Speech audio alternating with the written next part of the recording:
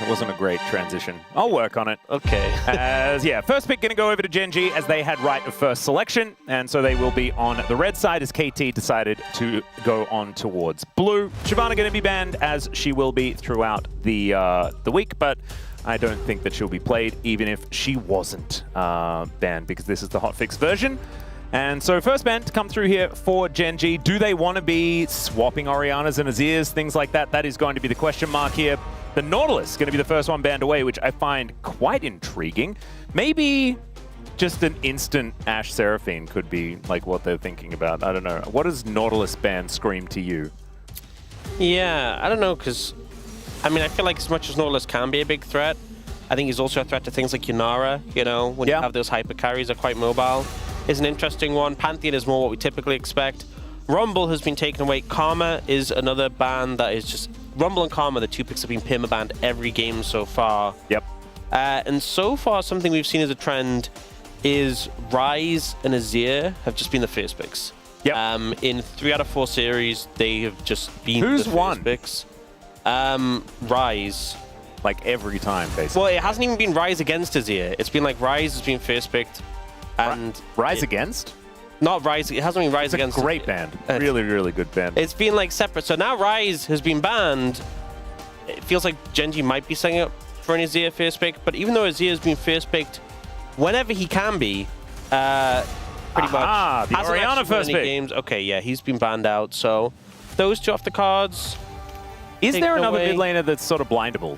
After, like, if Orianna gets banned here, as it will, do we pick mid here, or do we just lock in a Vi or a Jarvan or something like that for Canyon to keep your options open? I think there's no huge pressure to take mid now. You could even look towards like an AD carry if you wanted to. There's also like strong picks, things like Ambessa and stuff that have seen a lot of priority. Good point. You can flex between like jungle and top.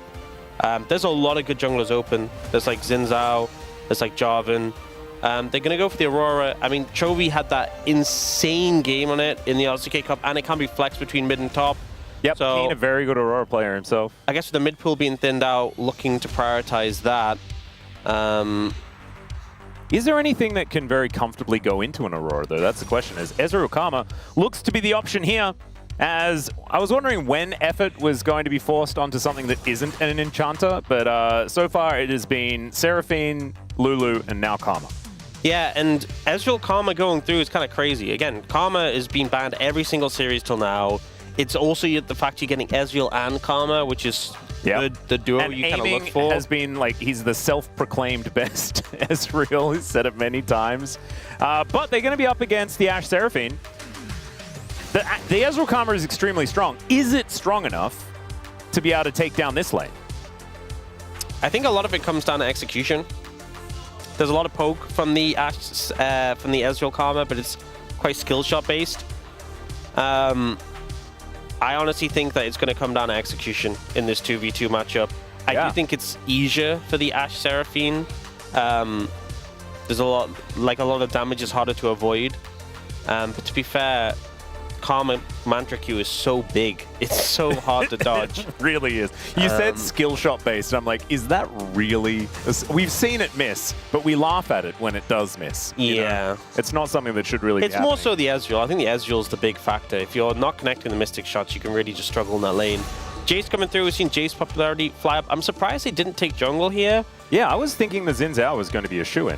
I think Xin Zhao's good, but also like stuff like Jarvan into the Ashe Seraphine specifically has a ton of value. Just something that you can really just put pressure down any. I think the main thing is we're talking about like the 2v2 matchup bot being about execution. I think it's more so which jungler comes bot first and executes the enemy bot lane. Yeah, that's a good point. It's going to be a big factor. Well, Annie going to be taken away here. We're just going down the list of things that BDD could play in the mid lane and taking them away from him. Right now, there's 1, 2, 3, 4 mid lane bans. Yeah, and obviously the Aurora taken away as well, just really thinning the pool out. Pistol options, you know, Ahri got a little bit of a nerf, but still playable. Still like Galio. Yep. I actually really quite like Galio. Imagine if it was like Galio Nocturne or something to be locked in here for KT. That would look pretty good. See, it'd be a big threat. My only concern with Galio Nocturne is that, like, I really like the Galio with, like, immediate CC to set him up. You know, if you have, like, Galio Nocturne Rakan, that'd feel great. Because otherwise, you know, people can flash out or disengage before the tether comes in, and then the engage might not fully work out. But it's still a big threat, and if you catch someone isolated, they are just going to die. Could just be a Jarvan, if they would like to. KT, we'll see what they do decide to go with. The reason my mind went to Nocturne is because Cuz looked pretty good on it the last time they played. And GENG focused more bans on mid here instead of cutting away at the junglers. So it looks like they are going to go for the Xin Zhao pickup. Xin Karma, pretty strong. Yeah, I think Xin with enchanters is just so good. And the fact that you had the option to pair it with Karma, the alternative with them pairing it with Seraphine. Something we saw. Oh, sorry, he's gone. Yeah, something we saw often paired with Ash Seraphine was the Mundo. Oh, yeah, true. So could lean towards that if you really wanted to, but there's still a lot of good junglers available. I think Jarvan just kind of still there. Nocturne still works. What's the blind top lane pick as well? Cassante. I guess that that works. Keen Sante, it's a classic. And what is it? Oh no. Oh, Daniel. Oh, Daniel. Does he do it again? Does he do it again? Oh my, imagine if it happened. Imagine if Perfect picks Vayne into Keen and beats him with it. And they flex the Jace mid. Yeah. I mean, they could. They could. Yeah, the Jace didn't actually play into my mind. I was distracted a little bit there. As the Nocturne, like we were talking about before, is going to be picked up on the other side. As Effort, obviously going to be hovering the Nasus. A very normal thing. As you've got some water over there. Good. Yeah. I saw it in the prompter that you need to hydrate. Zoe, a consideration here for BDD. Man, they are going all in on poke. There is no engage. They are just going to outrange and out-annoy you. So I'm a little concerned with how this KT composition has played out, because you obviously have this poke setup, which is really strong. But as you said, they don't have the reliable engage. It's just kind of run at them if we want to get on target. Otherwise, we are just... No. I don't think they should ever run at them. Well, yeah, but they should run away from them. If they find an isolated target, it is just run at them. Otherwise, it's just playing for poke. But on the side of GENG, you have a lot of dive threat. And once the Nocturne goes in, you have like the Seraphine ult can go across the top. You have the Ashe ult for follow-up. There's a lot of pick potential on GENG. And generally, poke compositions don't do well when there's a lot of long-range pick and engage that can come through. Like if you're playing Zoe and trying to set up on a flank to get angles, Nocturne can just go for you. And he can spell shield the bubble, and then what else do you have in terms of peel tools? So I think I'm a little bit concerned. I do think KT's composition, if executed well, has a lot of potential, but I think GENG has a bit more of a straightforward see champion, kill champion vibe to what they've brought to the table. Yeah, I'm interested in how it's going to go, especially for this KT composition that is going to be very difficult to execute. But if a poke composition like this does get ahead and they are able to play it out well, it can feel so impossible to do anything into. But you do have to play it very, very well. And there is a decent amount of hard engage on the GENG side of things. It is a very stock standard style of composition here. And GENG have been so good at making it work no matter what. Even if KT's off to a phenomenal start, I don't think we're ever going to be counting GENG out.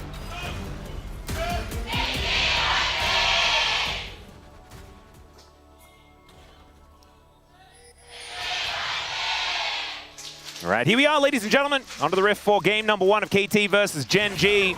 Cuz already hitting Chovy a bunch of times. It's a little bit cute, as BDD is going to be here as well. Does not quite find Paddle Star damage, but is going to get control of the wave. That's pretty nice. One thing I do want to talk about is the fact that Canyon has once again chosen the correct skin on Nocturne. Spooky Ghost Nocturne is 100% the greatest. And you can, like, why would you ever play the weird red drill? Yeah, no, I agree. Spooky Ghost exists. That's the one that you play. That's the rule. I will say something from Cuz waiting there. Okay, that's some big poke. Yeah, it's from Cuz waiting there and denying Chovy. He forced Chovy to start W level 1 and stopped him from getting a ward in the jungle. So actually pretty solid advantage there overall. Effort's getting some good poke down already on a Duro. Duro not being able to dodge these Qs, and everyone that hits, you're getting that lower cooldown on the Mantra, which is obviously way harder to dodge. Yep. pretty big deal. As VOD taking a bit of damage here from Chovy, gets that electrocute proc, but otherwise things are looking all right. It's an airy take here for VOD as well, as Effort is just continuing to be frustrating. Does miss the Mantra Q though, so we need to add a little bit of a chuckle. So not exactly optimal. Keen taking a lot of damage here towards this top side of the map, as we do have vertical jungling ensuing here between these two squads. And I imagine for KT, that feels pretty good. Their jungler is on the bottom side of the map. Yeah, definitely a big advantage in leveraging the really strong level 1 off this Ezreal Karma so they can push in. And, you know, Canyon's kind of read this quite well and has just matched on the other side of the map. Yeah, it's just already there. Yeah, so despite the fact he didn't get that ward in, didn't get that information, he's responded as he should. And Ruler and Duro aren't really in a position where they can be dove, so the end result is not really a huge punish for GENG in this situation. Yeah, not too bad. Canyon getting some vision over as well, so not going to miss out on too much. So it is just going to be a mirrored start here for both junglers. Canyon, good adaptation, as Rift Scuttle is going to be going down as well. So everything even. You can see KT with about 100 gold lead. That is largely due to the fact that Perfect is having a very good time in lane, as you would expect, as the Jace into Cassante. Does now moving over a ward, though, as we can see. Effort is just being so frustrating here. He does find Ruler with that Mantra Q. Aiming did go back, get that early tier. Isn't doing a whole lot of extra damage, though, as now BDD taking a fair bit himself. Canyon looking for a little bit of a drive-by as the Dustbringer doesn't quite connect. Is Perfect going to do it again, man? He's been racking up these solo kills so far. Is it the year of Perfect, actually? In the LCK Cup, we started with the year of Dudu. I tried to make the year of Vikler a thing. That didn't age all that well. Maybe moving into the LCK for 2026, it's the year of Perfect. It could be, you know, it's looking promising right now. And I love how we just keep switching. Yeah, that's how it's supposed to go. That's the angle. It's going to be everyone's year at some point. Yeah. This year. We'll get through most players in the league, I hope, by the end of the year. Yeah, that's the Everyone plan. gets their time in the sun. All right, Keen is just weathering the storm as best he can, though. Obviously, this is a difficult matchup for the Cassante, as we mentioned before, but right now looks pretty good. Perfect, and it is his year, as we just stated. I think one thing with this bot lane matchup is the Ashe Seraphine gets so much power at level 6, whereas the Karma really doesn't. The Ezreal ult, not as much immediate power in lane. I mean, the ult, obviously, if you can connect it, is great, but it's very telegraphed, whereas an Ashe ult, if Effort steps up post 6, he's probably just dead. Yep. That's why they're trying to get as much poke and damage down before said level 6 does come on through, as level 4s have been hit by both of the bottom laners for KT. And Ruler actually going to be forced back here as Effort with the Inspire going to help him tank that turret shot, but just being as frustrating as possible. Do have Chovy leading as far as farm is concerned here in this mid lane, and able to rifle through these minions as well, as we can see. Double Amp Tome has been picked up just to help him destroy that backline, and there it is. Now Cuz moving towards that top side of the map, though, is now Keen going to get booped back by that hammer. Perfect, still looking for some options. Flash does come on through here. He's level 6, so they're making sure that that all-out does not get him to safety. And he is trying to get the kill back, but it doesn't work. And first blood goes to Perfect. Just an easy gank setup there. Keen trying to find an angle away and is unsuccessful. Doesn't bin his flash is one thing, but still ends up going down. Very cute, though. Like, I actually liked how Perfect played it because he did not hesitate flashing out of the way of that Q, and we saw just how close to death he actually came after that all-out, all-in happened from Keen. Full respect given over to Keen. Oh, man, that was scary. The bubble is going to connect here onto the Nocturne, though, as Canyon is just dead. Kill goes over to BDD. They lose out on the Drake, but KT 2-0. Did he spell... Was he... Because sometimes you can... Well, you can spell shield the dragon damage to get the attack speed. I'm wondering if it was on cooldown, because he didn't spell shield to, like, right at the very end. Very weird not to spell shield the bubble in that situation. So, yeah, I'm a little confused there. I feel like if he'd spell shielded the bubble, he would have been fine. Let's have a look. Maybe he just didn't see it with the dragon. Because you see here, he spell shields then. Very late. Yeah, so maybe it had just come back up. That's what I'm thinking, because, you know, you can spell shield the dragon attack to get the attack speed. So it may have just come up, or maybe he just didn't see the bubble and got caught out. Either way, it's a good collapse from KT. They get rewarded, even though they missed out on the dragon. Now, it is Chemtech Ocean first 2 dragons, so immediately I'm thinking, ooh, that's pretty good soul. Heck yeah. As Effort Looking for Duro here. Does manage to snare him momentarily, but he should be all right. Is this Seraphine after all? Okay, Ruler is about to hit 6. Duro is about halfway there. Ruler has a pretty good first back, too. Yeah, this is the point where we can really see this matchup pivot quite heavily. So Effa has to be careful, especially because a big defensive factor for Karma is having the Mantra W. That heal is so powerful in early 2v2s, gives you so much extra health. If your Mantra's down... Oh, here's the paranoia. There's Perfect trying to get himself out of there, but he is feared up and destroyed. An easy gank here from Canyon. And first ulti being good is a fantastic start here for the Nocturne. Very straightforward, you know, answering back that earlier gank from Curse and getting a good, successful first Nocturne ult. Keen even gets the Crystalline Overgrowth to help him out with that first plate. Yep. But yeah, I think if Effort ever uses his Mantra badly, it's just so easy like that. Yep, for example.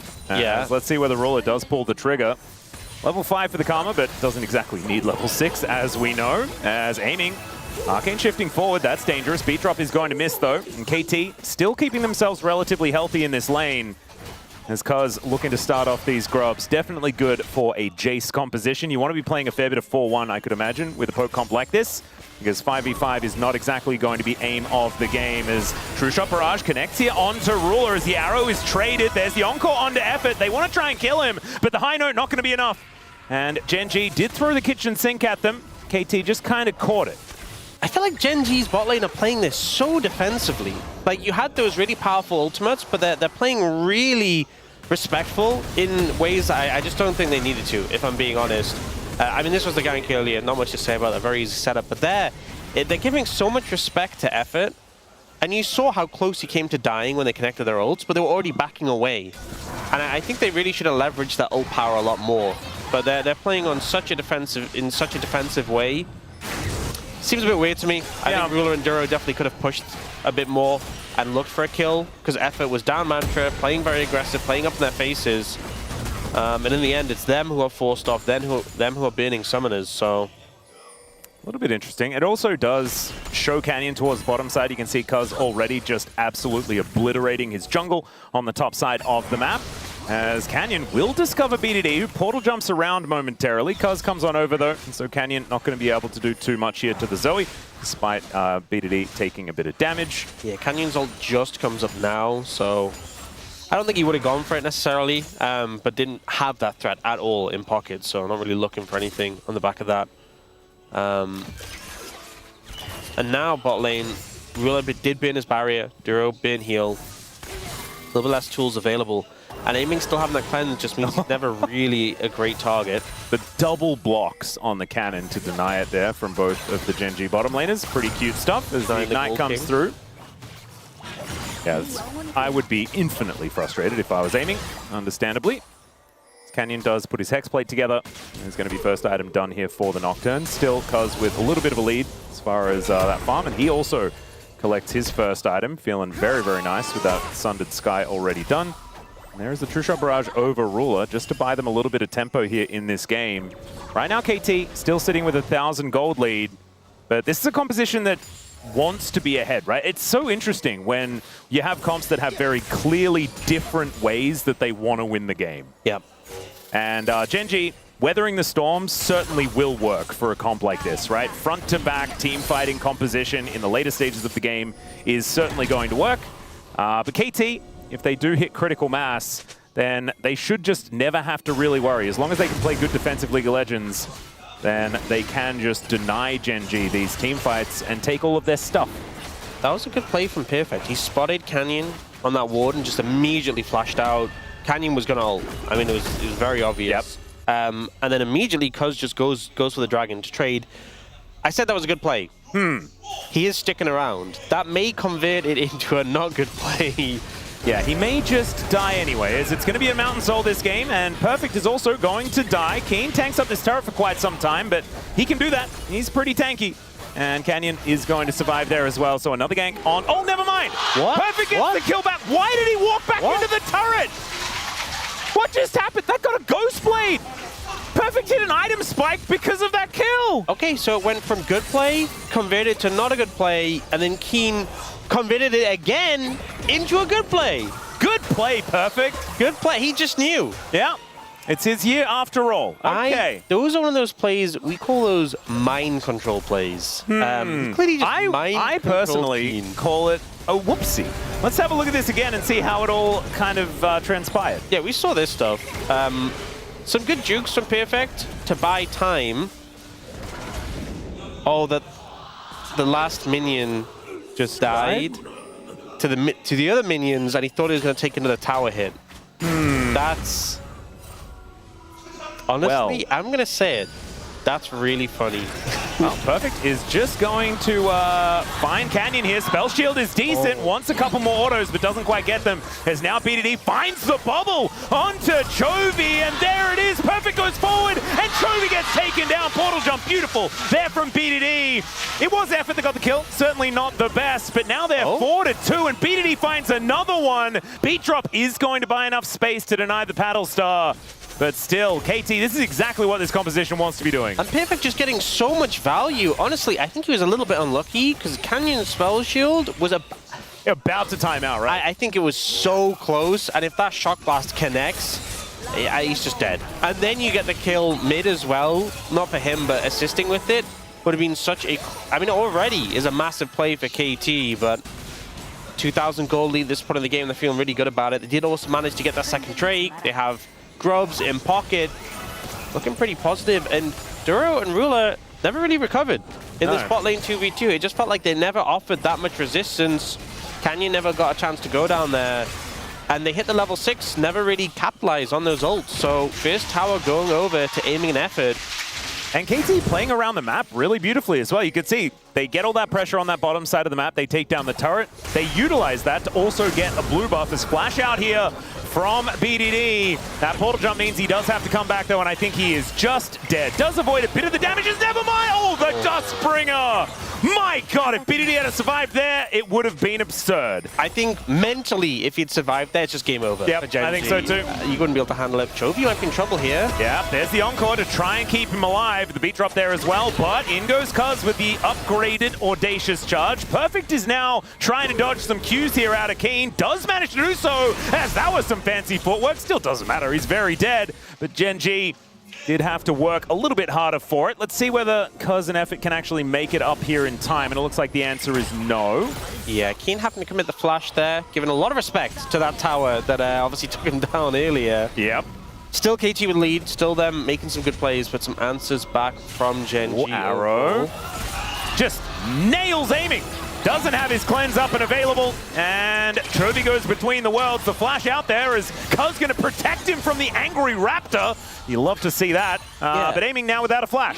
Aiming pretty lucky to survive there, and I think his cleanse earlier was on Duro's ultimate, where, I'm going to be real, he did not need a cleanse. It was when they were walking forward onto Chovy, and he cleansed, but like, he could have just tanked it. But I think a lot of AD carries do this, where you get hit by a CC and you just like automatically cleanse it.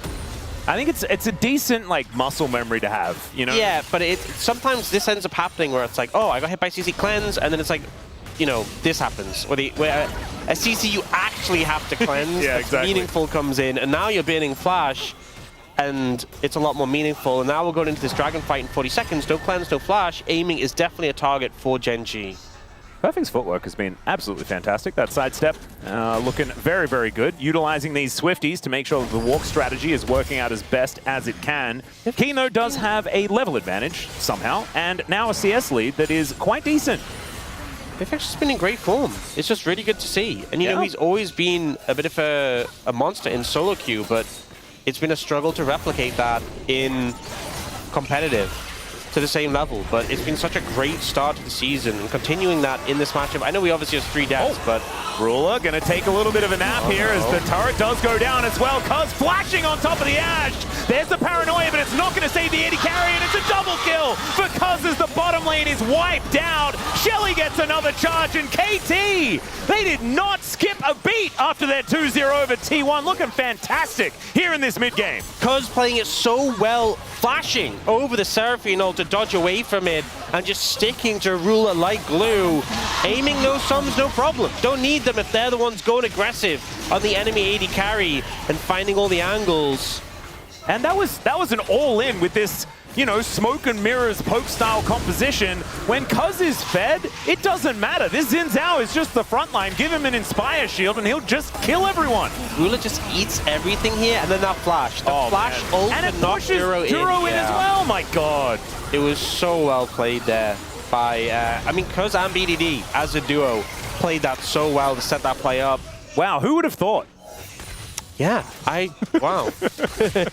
We've never mentioned it before, but still working very, very well together. Sometimes the classics they just work. Yeah, they're classics for a reason.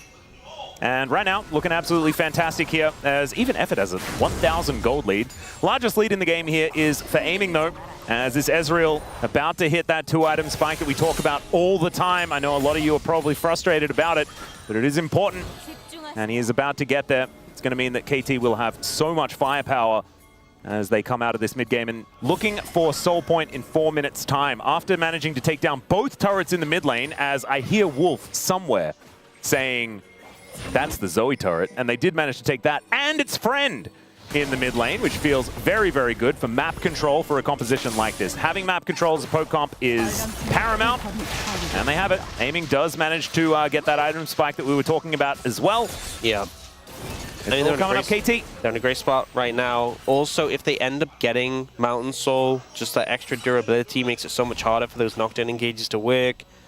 This composition from GENG, it's not an issue if you're ahead, right? You have the burst to blow people up, but it will start to feel like it lacks damage if you fall behind. You know, you have a tank top, you have like a knocked-in Aurora who have not the most insane amount of damage between them, those champions. And then Ashe is one of these picks where, you know, if she can hit targets, her sustained DPS is decent, but it's not one of those 80 carries where you think like, oh, mountains of damage coming out of an Ashe generally. And I think into this KT composition, it's just hard for Ruler to consistently auto-attack, you know, when you're being threatened from, you know, Cuz, BDD, Perfect. It feels like threats. It's like one of the on-hit Varus problem as well, right? Like you just don't have that amount of mobility to be able to hit the targets if they do have a frustrating level of range. And like it's not even necessarily range, it's just being able to move around everywhere they want to all the time. Zoe and Ezreal, this has been a combination that has been utilized for a really long time now.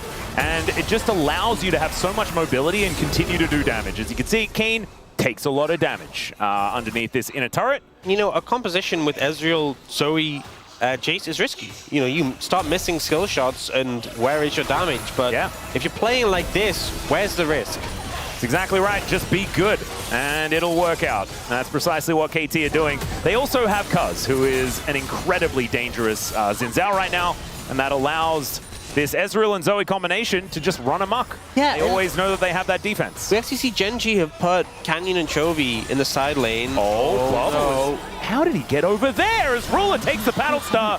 That's the dash cannon going to connect as well, but isn't going to do too much more. Still, it just provides enough space to take this inner turret, as now you've got Perfect getting engaged on by Canyon, the flash, but the Fear still connects, and so Perfect is very, very dead. Chovy collects it there with the dash cannon of his own. And GENG are able to at least get a punish to stop some of this tempo that KT have put together. I just feel like they lost so much prior to that. Like Chovy and Canyon went top and were like, let's try and find someone here. But KT were playing through mid and bot. My goodness. These bubbles are so frustrating. It's such a big pretty threat. Good at Zoe. And now you've lost so many structures. You know, you lost your mid tier 2, your bot tier 2. It's really difficult to walk up. And there's no Mikhails on the side of GENG. Hasn't been built yet, so these bubbles are... I guess Seraphine wants to build lots of items, doesn't she? Yeah, we have sometimes seen, like, I mean, the core is the Echoes of Helia and the Diadem, the tier item, but we have seen them sometimes delay it to get the Mikhails. Wouldn't mind to see it as Chovy goes between the worlds. BDD just trying to get out and utilizes the dash cannon in order to do so. Really nicely done as Aiming and Ruler fighting one another. Aiming realizing that Duro was on the way. And now Effort moving on forward. Beach Ball going to go entirely wide. As there's the paranoia. Effort watches the Nocturne fly over the top of him, but the flash into the wall there from Canyon is not really what you wanted to see. As now BDD, he's flashing away as well. The all-out comes in. He gets a big old shield from Effort, and they go 1-for-1 as now Cuz is looking to try and take down Keen. The cavalry arrives, and KT KT look to convert it into this the mountain soul point. And KT just all there to cover their mid laner. BDD does go down, but the response is swift, and GENG just look out of sorts. You know, Canyon flashing into the wall. Chovy getting caught by the bubble on the back end. And BDD just should have died way sooner than that, right? Yeah. I mean, the big thing, he picks up the flash here. So they're like, okay, he's going to flash over the wall. Canyon wants to follow him, but just face plants. Yeah. And then he survives for such a long time, and then just as he's about to go down, he gets to sleep onto Chovy. So it's a 1-for-1, and all of KT are moving down to respond. Keen goes down too. And suddenly getting another kill as well. This Karma is 1.6k ahead. And this one has some kills. You know, this support does. I think it is Duro is going for himself, but having that already in pocket, it means things like the Ash Arrow, the ult for the Seraphine, just so much less threatening. Yeah, and it's not even on Duro, right? He's 1.6k behind. Like, he just can't afford it. Golden supports can be very useful on.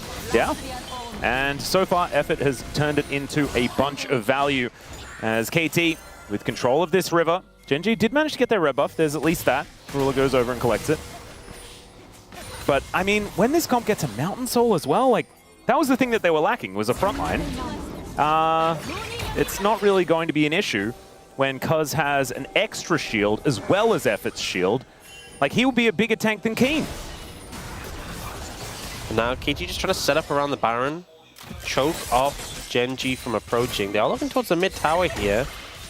Ooh, could be a rotation over, though, as we can see. True Shot Barrage is going to soften up Chovy and Ruler. I think one thing just going to be able to buy the space here to manage to take down this turret as the arrow is going to connect. It lands onto Effort as there's the paranoia as well. Effort taken down immediately. Blast Cone is going to break up the fight. But GENG have already taken one. Between Worlds goes Chovy is now perfect. Needs to be careful. The all-out onto Cuz takes him out of the fight, and Keen is going to be able to lock down the second kill. 2-0 in favor of GENG. And now they may not even be done yet. The bubble is going to connect, though, onto this Cassante. And man, almost just explodes immediately afterwards. Still going to survive as KT still with a fair bit of damage left available, but without the utility, it's going to be really difficult to stop GENG here. Got stopped. Yeah, he did. Okay, does this mean that they can stop this Baron from going down? Because KT kind of likes it when they're sitting in the pit. Exactly right, this poke could be devastating. Keen teleports just to get that shield and get back into the fight. And it should mean that KT are going to get out of there. But the True Shot Barrage does a fair bit of work. Canyon taking a lot of damage. The shot blast rate. Oh, it's stolen! He just walks in and takes it off the shelf. And now Effort's back. Perfect's back. They're looking for more as Canyon trapped inside the pit and aiming. Gonna take him down. Arcane Shift required to get over this wall as GENG are desperately trying to salvage the situation. And there it is. To the skies goes Perfect, and Effort says that's a third one for me, baby. And just when you think GENG have found the comeback, they take down the support, they take down the jungle. It's BD. Oh, BD in trouble. Yeah, catches this. Oh, never mind. Okay, never mind. This is actually just all part of the plan. And Effort going to be able to lock down that kill as well. A flash forward from Perfect as he takes out Ruler. And Duro going to follow suit as he presses W. And down goes the Seraphine. This should be the end of the game as KT 3-0 in the LCK for 2026 when they faced off against T1 first. And now GENG. Paranoia going to be used, but it's just going to switch off the lights like a kid having fun. And KT will deal with these Nexus turrets and take us to game number 2 with match point. This KT is not the one I was expecting for 2026, but it feels good to watch him. And I don't think the one that GENG was expecting when they came into their first match of the season, but it's a convincing win. And I think across the board, you know, Perfect has been in such good form, but to me, mid-jungle in this one, the engages from Cuz in that mid-fight was massive, but BDD stealing the Baron. And the sleepy... You know what the worst part is? He's playing Zoe, so he literally skips in and steals the Baron and then skips away. The thing, I feel like we've seen other games of Zoe, and it just doesn't work the same. No. It's just BD just does more damage, lands more Sleepy Trouble Bubbles, is more of a threat. It's such a suffocating pick, and you know, we've seen it come out late and fearless. This is game 1. This is just, yeah, I can play this. I will win. I will carry. And he definitely did so. And this is obviously a practice composition as well, right? We've seen comps like this so many times. And I think as soon as they locked in the Ezreal Karma, they're like, oh, it's time. We can make this poke comp work. We can utilize winning lanes. Splitting the jungle as well was absolutely paramount, right? To how they were able to leverage that lead in the bottom side of the map. I think from the beginning to the end, it was beautifully played from KT, and we'll see whether they can do it again as we head towards game number 2. Thankfully, it's a best of 3, so GENG has a chance to come back. But the fact that they even need to is crazy against KT in 2026. Oh, what a time to be alive. Okay, we're going to go to a short break. When we get back to space, going to break this one down. We'll have game 2. We'll see you soon.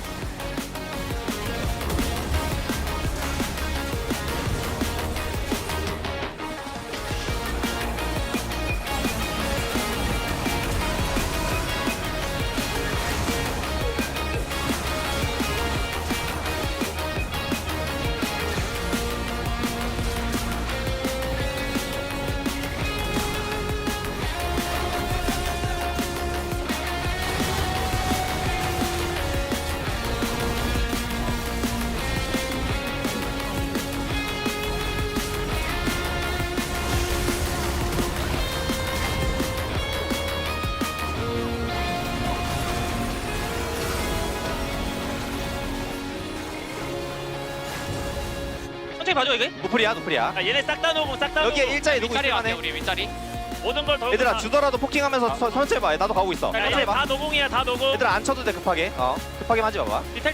야 여기 들어간다. 산테랑 녹턴 노플이야. 산테 녹턴. 얘다 노공. 나 가고 있고. 얘 싹 다 노공. 산테 녹턴 노플. 얘들아 포킹해봐 계속 길게. 필세 들어가는 거 어때? 나 오로라 볼 수 있고. 오로라 볼래 얘들아 오로라 보자. 먹었다 나이스, 나이스. 아래도 아래도 봐줘 봐. 천천히 봐줘. 오로라 노플. 산테 보자 산테 노플. 길게 보자 길게 얘들아 길게 봐 길게. 산테 노플. 이게 여기 쫓아 못 가게. 보자. 와봐. 길게 갈게 길게. 우성형 가보던지. 나 미칼 되는데. 높을. 더 갈게 가도 돼. 가줄게요. 봐줄래 이거? 너무 좋아 보인다. 더 가는 거. 야 탑 2차 갈게. 미드 가면 끝날 것 같아. 나 팔 있어. 미드 가볼게 일단. As their first option. The Karma has now been used up, and Fearless dictates that we might have some different bands to come on through, although I imagine GENG probably still pretty okay with taking away a bunch of mid laners to make sure that BDD has the most difficult time. However, he did just have a pretty amazing Zoe game. Yeah, they banned all those mid laners. He picked Zoe. He carried and stole Baron.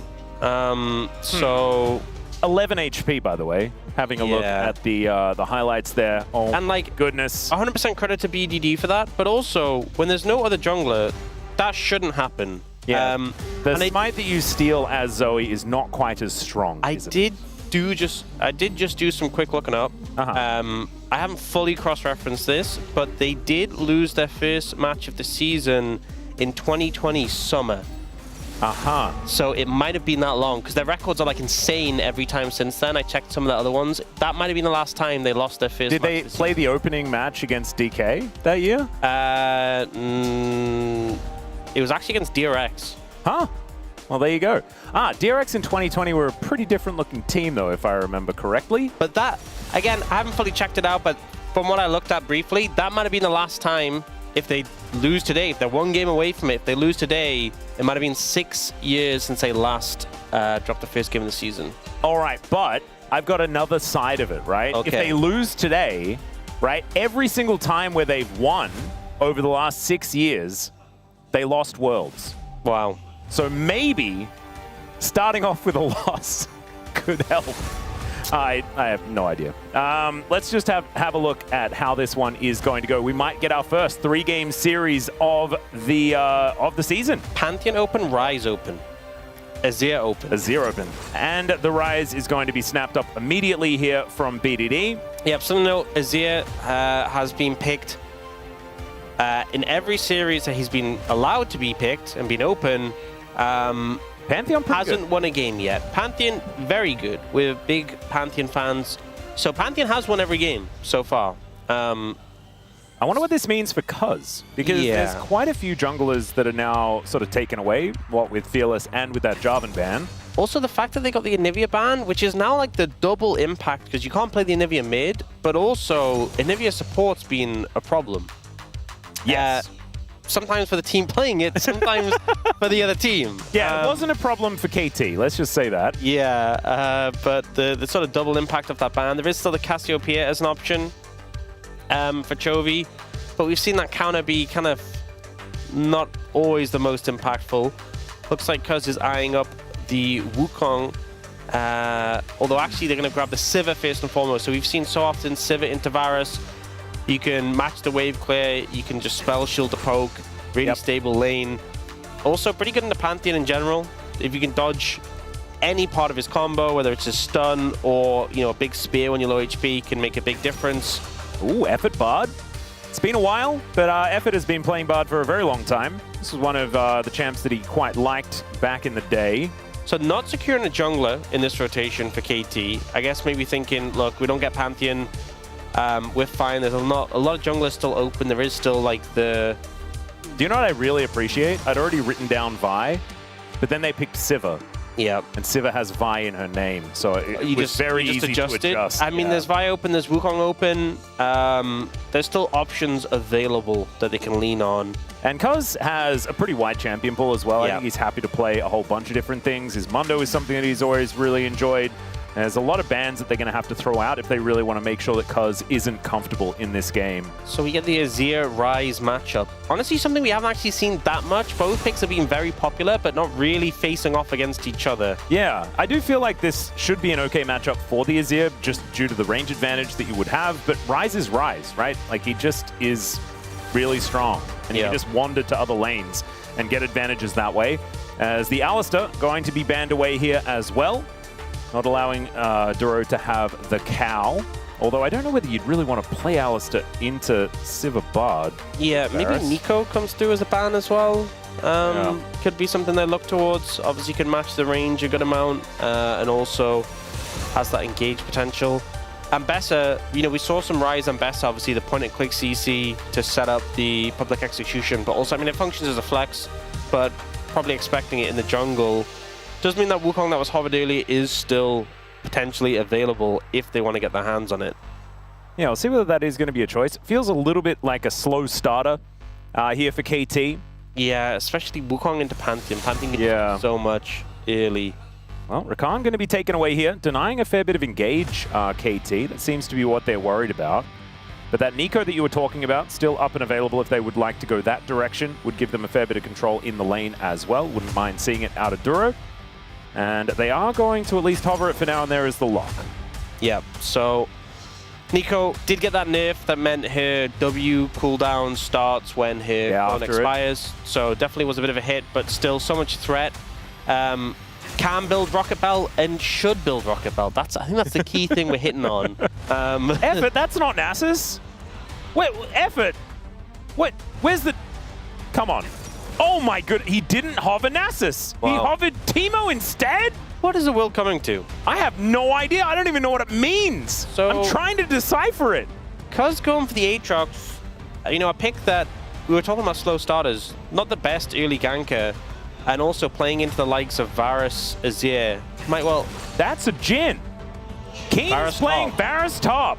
Into they have been infected by the LEC. Yeah. They're like, the LEC is the best right now. What have they been doing? What is some of the tech that they've been up to? This is honestly a pretty smart flex, because you got to shift the Varus away from the Sivir matchup, where, Sivir's picked into Varus as a neutralizer. There should be a better time for the Jhin Nico. It's a pretty good matchup for them. I mean, the Sivir's, it's not going to be terrible, but you also get a range top into Renekton. This is not going to be a fun matchup for Perfect, and it's crazy that this is a time where I'm saying you need to keep Perfect down, but based on how he's been playing, yeah, you need to keep Perfect down. I would agree. You need to keep him down. He's been popping off. You are picking Jhin into Bard. Doesn't feel fantastic due to the curtain call interaction with the Tempered Fate. Yeah, the one thing I will say, though, is there's not a ton of engage on this side of KT. So if you're using Their engage is sprint at you. Yeah, and then if you're using the bottle to stop the Jingle, It's so good, actually. if you're using the bottle to stop the Jingle, then you're not using it to engage. Yeah, that's a good point. You kind of have a bit more limited tools in terms of that. So You're also not using it to disengage as well. I feel like the Bard ultimate is what separates good Bard players from the great ones, and it's when you are able to utilize it. But ladies and gentlemen, it's time to get onto the Rift for game number 2.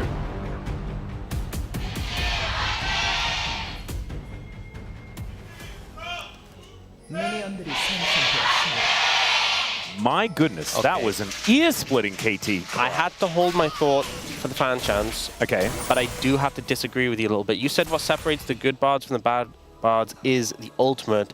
The I've great watched bards. the great bard, sorry, is the ultimate. I've watched a lot of carrier. Uh-huh. I've actually learned what separates the good from the great bards is how many sick Q flashes you can do in a game. That's a good point. That's what it's about. I apologize. We had a bit of a break. Yeah. Yeah, just obviously I'm slipping. All right, GENG taking a little bit of damage here as the ricochets are flying on forward. As Perfect, I think, is going to spend a lot of time lurking in the reeds. I know it's a brush, but he's a crocodile. You know, that's what they want to do. Hey, that's a good place for him. He can just farm up the experience and not interact at all. All right, Cuz is going for an early invade, gank, invade. Question mark. Well, Canyon is just going to run away from his Grump.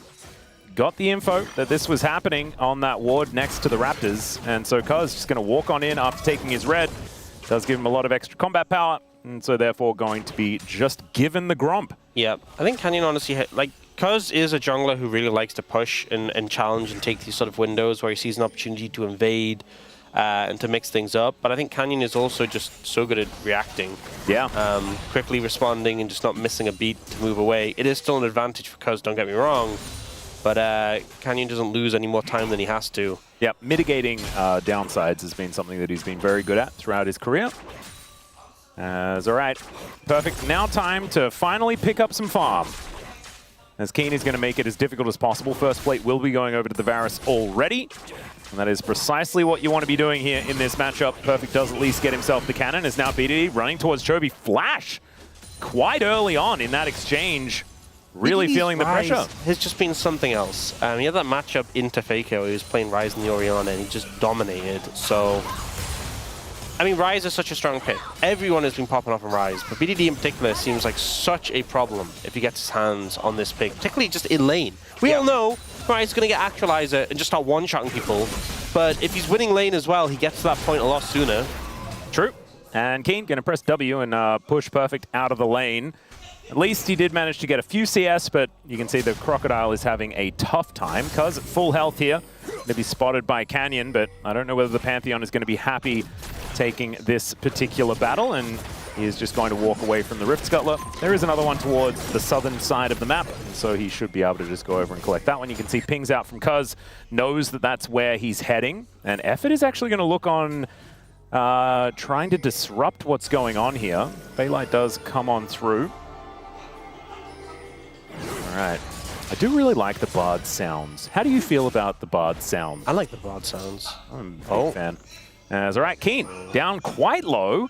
Doesn't have teleport, remember? Won't have that until the quest is completed, and does have to use the flash to get out of the way. So it's going to take a while, although I guess Home Guard and stuff like that should The wave's just not get in back.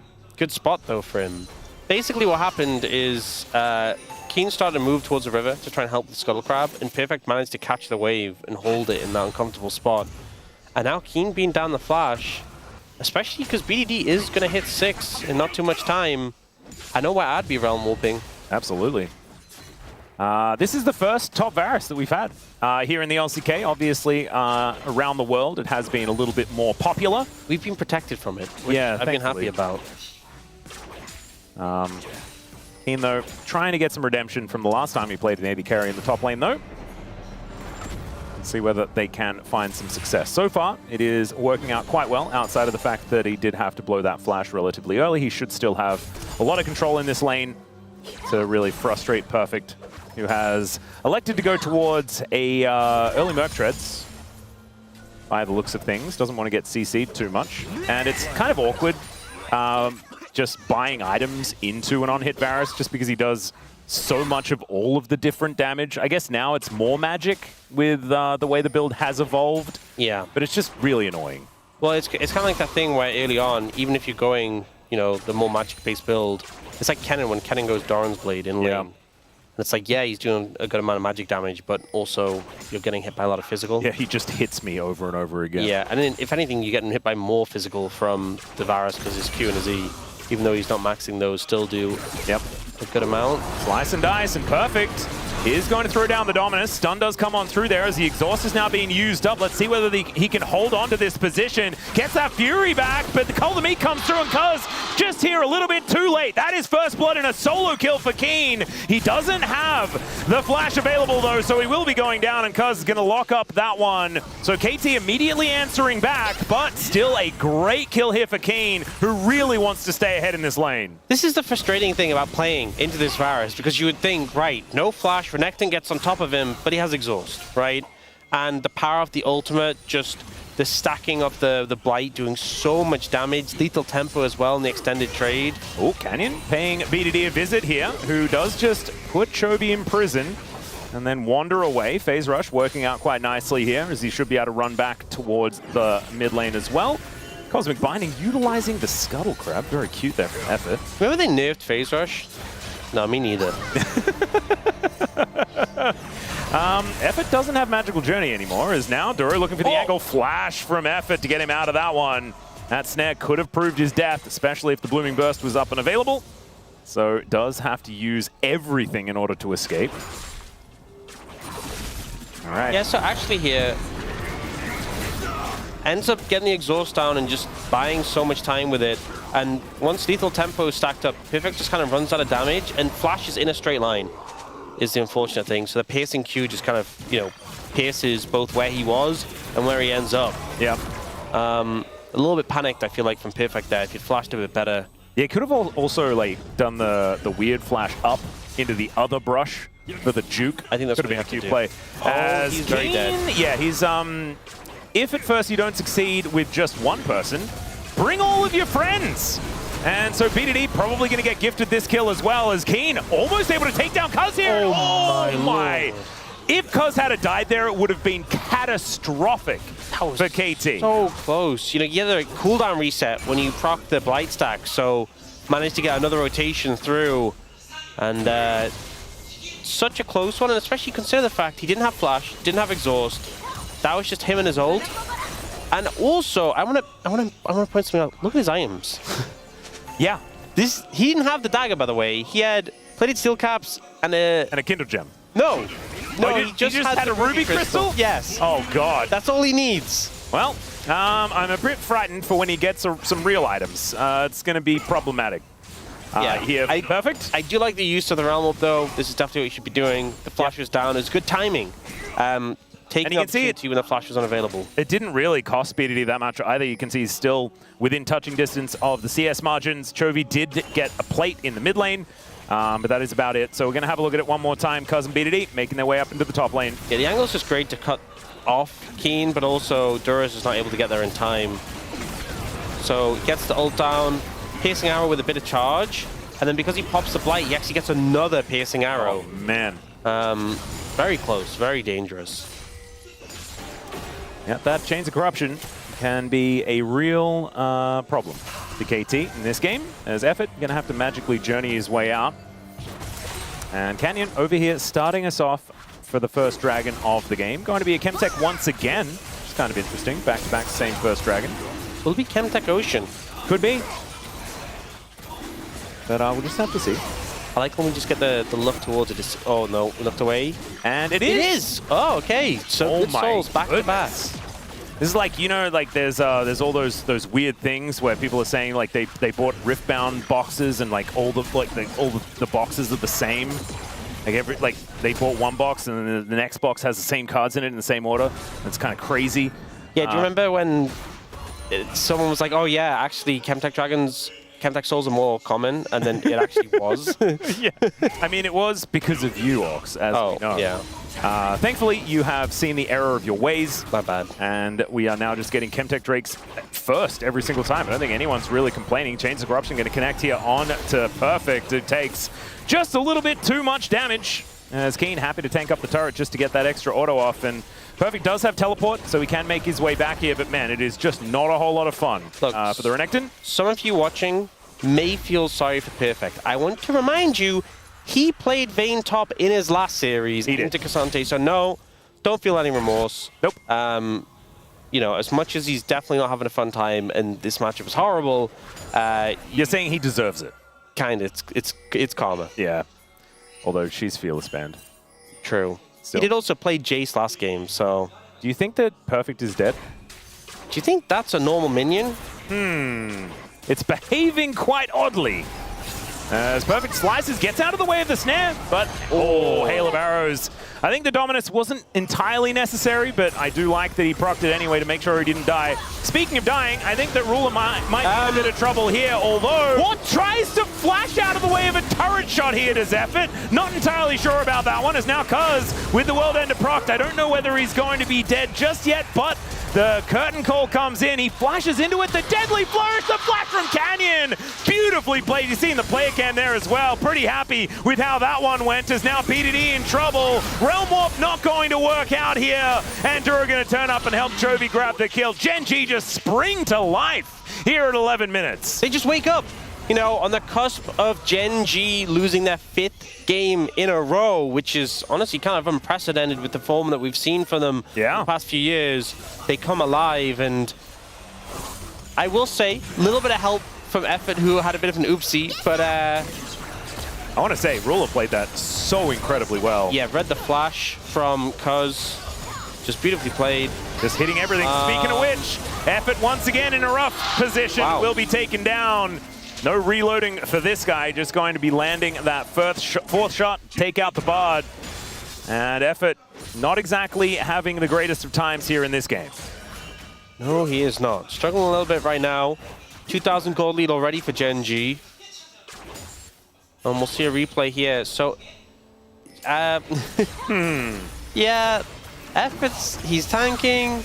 It's like, okay, I'll flash the tower shot. Doesn't work like that, unfortunately. Sad. And then here, I think the main thing was when the ult comes out from Ruler. So it's this next shot, reads the flash so well. Yeah, reads the flash and then hits max range Deadly Flourish. Yeah, and I can imagine, I understand why Canyon was reacting like that. Emperor's Divide here in the mid lane as well, just to make sure that BDD was killed by Duro. Yeah, Duro getting in range, making sure there was no way BDD could Realm Warp away from that one. And pretty excellently played here in this little interim of time for GENG. KT certainly still have tools to win fights later on, and they're not massively far behind, but 2,000, when you have this composition that can really run you over, if it does get out of hand, it is starting to get out of hand. And with a Pantheon, it's such a good win more champion, right? And it's Canyon playing it as well. We know that he can certainly pilot it to a victory. It has just been winning, and I was wondering, you know, which is going to be more powerful? The fact that, you know, so far Pantheon's undefeated, Azir's only lost, seeming like the Pantheon more powerful. At this point in time, that is absolutely what it's looking like. As Keen here, still yet to complete a full item as of yet. Yeah, we'll be grabbing the Dusk and Dawn as he does go back home. We'll get the super quick light stacks. This is the point where I think Perfect... No, I was going to say stops having fun. He was never having fun. Yeah, I was going to say, like, when did he start? Oh, last game. Yeah, he was having fun. I think retrospectively, right now, he's going to look back at the earlier points in lane and wish he was at them. He didn't realize those were actually the good times. Yep. Now it's the really bad times. Now it's like, oh man, take me back. Yeah. Well, KT just hanging out here in this mid lane. 800 gold is the advantage here for Ruler. In fact, GENG with leads all over the place. But it's his top lane that is the largest one in really making it work, as Deadly Flourish onto Cuz. Does get a bunch of his health back, and that's a decent Pop Blossom to Duro likely to get punished for it because is already dead, and never mind, Duro survives. Aiming is now just in no man's land as the double kill comes in for Canyon, and Perfect just running away from the situation. And I think that was the right call from Perfect, but GENG just crushed KT in the fight. But he felt like there wasn't much resistance, and now 4,000 gold lead. They get their second dragon. Should be a very strong soul. Pretty much guaranteed. Yep. VOD upgrades some shoes as he completes the quest, but GENG with all of those completed. The fact that VOD was so slow on that is kind of interesting. I guess spent a fair bit of time roaming. As we're going to have a look at this one more time. So and Cuz just kind of missing all the cues. Yeah, they target him. The ult from the Bard comes in, but doesn't stop Duro. Cuz is down immediately, and they just turn on to aiming. Spell shield doesn't come out. I think he just didn't expect Canyon to jump in. I think he was expecting him to go through the portal. Wait, based in his position. Keen doesn't need help. Duro, this is mean. It's all right. Effort going to be roaming up here as the magical journey brings him over. Keen's underneath the turret. Not sure about that one, but Canyon turns up and down goes the crocodile. Effort is just dead, ladies and gentlemen. That's going to be another one over to the jungler. 4-0-2 now for Canyon. Feeling fantastic on the Pantheon. Well, I think Keen appreciated the help. I think that's what we can definitely say about that one. Aiming, I was going to say dodges all the shots. He doesn't, notably. Tank's the most important one in the end, and now has to back off. Somewhat suboptimal. Canyon will just on the traps. My goodness, yeah. VOD just it looks like he was trying to dodge a Gangplank ultimate there momentarily. Does manage to do so, but Chovy is just hanging out here in this bottom lane. He's been pretty quiet so far this game, and will be racking up a bunch of extra money. Let's have a look at this one more time. Yeah, he's like, I'll just kill the tower. Guys, help me kill the tower quickly. Yeah, I'm tanking tower. Okay, we're good. We're good. We're good. And they did also help him kill the crocodile. Yeah, Keen's been having some tower-related mishaps this series. So, yeah. That's been his main opponent, we'll say. Well, Perfect too, but... Effort's main opponent has been basically everything here in this game, as Keen is going to show up and demonstrate exactly my point. Oh dear. The Bard has not really been working out. 0-4-0 right now. As Chovy is on an inner turret, Slice and Dice gets Perfect in amongst it, as aiming turns up as well. And the Emperor's Divide will just mean that he gets away with no real worries at all. He can just slide out, and you know, KT put a lot of effort towards trying to make these picks happen. See what you did there. Just not... Oh. All right, let's see whether they can actually get themselves a kill onto Keen. He flashes to get himself out of the way, but he actually wants to stay in the fight as he takes down Cuz. Perfect goes in, and out he will go via the Death Chamber. Ruler just puts a fourth bullet into him, and KT just cannot find anything that works in this game. It's just not happening. And honestly, I was going to say, right, they have a lot of wave clear, they can stall the game out. At this point, do you even want to? Maybe you just... Yeah.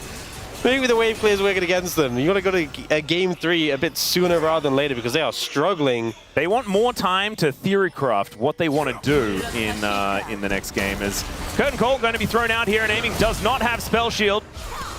Let's see whether that 4 shot's going to land. Effort going to tank it up. You know what? I think one thing we always complain about is how big Bard's hitbox is. Really chunky. It definitely helped out there, making sure. Certainly did. Honestly, he's been hit by a lot of things so far this game. He's really been making use of that large hitbox. Yeah, happens again here. Gets hit by the root, and then he's like, "Oh, guys, I'm gonna get out to save." Damn it. He only got 100 gold for that. So you know, at this point, high value. Was it worth Should the have taken a cannon. Oh god. Well, Keen gonna be able to get that snipe off there as well. And yeah, Perfect just slug to the noggin and will be taken out by Ruler. 3-0-5 for the Jin. And Chovy with the dash cannon. He certainly was one of the first people to just build dash cannon on absolutely everyone. He's the one who's propagated it, you know. Yeah. He was the Rod of Ages propagator. Now he's selling Rocket Belt to everyone. It's not. What's a Rocket Belt? It's a dash cannon. Okay, I'm sorry. Yeah. I apologize. I know that's what it's actually called, but dash cannon just feels fun to say. Yeah. Even though it's wrong, I'm going to keep doing it. It's sometimes wrong to build it. Yep, it's kind of my brand, saying things wrong. As a commentator, probably not a great thing for your brand, but I'm going to stick with it anyway. It's Cuz finding some cues here, but he's also going to find a whole bunch of damage. Tempered Fate going to connect onto only Chovy. That just buys him a little bit of time as KT are forced to back away. BDD rotating over, but he's on vision. So is Perfect, in fact, as there are just traps everywhere that he needs to deal with. And Chovy is going to find his Shuriman Brethren.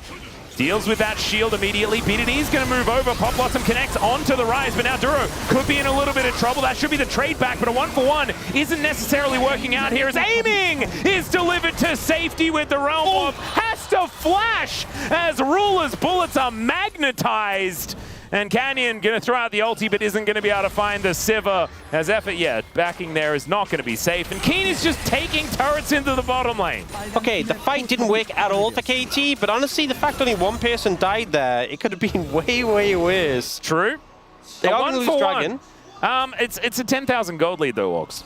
Well, actually, it's only 9,700. Oh, my 9,600. Oh, wow, they're really coming back. 9,500. Oh, my. You're exaggerating. I really was. I mean, you know, we gotta try and find some drama. You know, you gotta try and sell it some way. I get it. So yeah, KT really rocketing back into this game. As you can see, 9.4K. As I was talking about it before, it's like 300 gold swing. Ludicrous work here from KT to get back into this one. 13-3 though is the kill score. 3 Drakes is the big deal. And Keen winning on an 80 carry in the top lane is another one, as he wants to get that monkey off his back.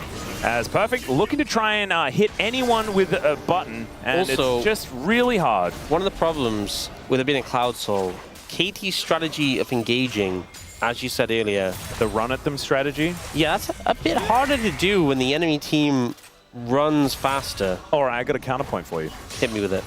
KT, turn the game around. Stack dragons. four Cloud Drakes. And win the game. You know what? I like it. Are you on board? Actually, I love it. Well, we'll just have to see whether they can make that happen, because that 10,000 gold lead that we were talking about is creeping up. You keep saying 10,000. It's 9,800. It's creeping up. It's going to potentially happen in the future, Ox. That's all I'm saying. In fact, possibly even like now-ish. As never mind, it's going down again. It's all just a little bit ping pong and minion waves at this point in time. We really do need to see something. Oh, there we go. There we go. Okay. Hit it. Yeah, 10,000. See, what did I tell you? Never mind. It's gone. Lost it. Oh, okay. Never mind. I wasn't telling you. I wasn't telling you anything. Nothing at all. We are still really far away from a 10,000 gold lead. Ruler does have his item number 3. Rapid Fire Cannon has been completed. It's not my favorite Jhin build, but I don't have very many because I just don't really like Jhin. Not the most convincing Jhin build, but there's this beautiful thing about Jhin builds I've learned. What's that? If you're really far ahead, it just doesn't matter. Yeah. And also, like, your 4th item is obviously the most important because you're Jhin. As there's a flash in from Canyon. Aiming is really dead, ladies and gentlemen, and Duro is going to make sure that they can get even more. As Cuz should be all right here with that World Ender up and available, but Effort is just going to have to run himself away. It is a back out here from BDD, who's been pretty quiet so far this game. He's now looking for an opportunity towards Keen. But yeah, this Varus can kind of stand his ground and do a whole bunch of work if given the opportunity. As now GENG, there is a little ward there, so I think KT knows what's going on. As now Keen running after BDD. Let's see whether this 1v1 will be won by the Rise or by the Varus as he goes golden, and BDD a flash out from Keen and he outplays him. That was so close, so clutch. Well, we've got even more fights. Exactly right. Effort can have to magically journey his way out. Perfect is extraordinarily dead, but does take Canyon with him as Chovy gets on in there to take down Cuz. Effort not long for the world either, as he needs another Conquering Sands and does not have it. As Effort will be able to escape. They take out the jungle though. That might mean that KT, at least by, you know, a little bit of time. That aforementioned 10,000 gold lead though is creeping up towards 11. Hasn't hit 11 yet. I will be clear. Yeah. Let's have a look at this 1v1. This was sick from Keen. Yeah, so it's, you know, BDD has Flash. Flash is the ult, which is a big factor in the 1v1 against Varus. Look how low Keen gets immediately. Stasis is, and then has the empowered Q, flashes, and goes down to 5 HP. Yeah, BDD, he wanted that one, but unfortunately did not happen. Let's have a look at this fight as well that broke out at exactly the same time. Man, Perfect took like infinite damage very, very quickly. Yeah. I mean, they stopped the Baron, but they are very far behind in terms of gold. It is now 11,000. Yeah. There's Cloud Soul up in a minute 15. BDD is just hiding in brushes. And Keen is also level 16 now. 2 levels up over Perfect.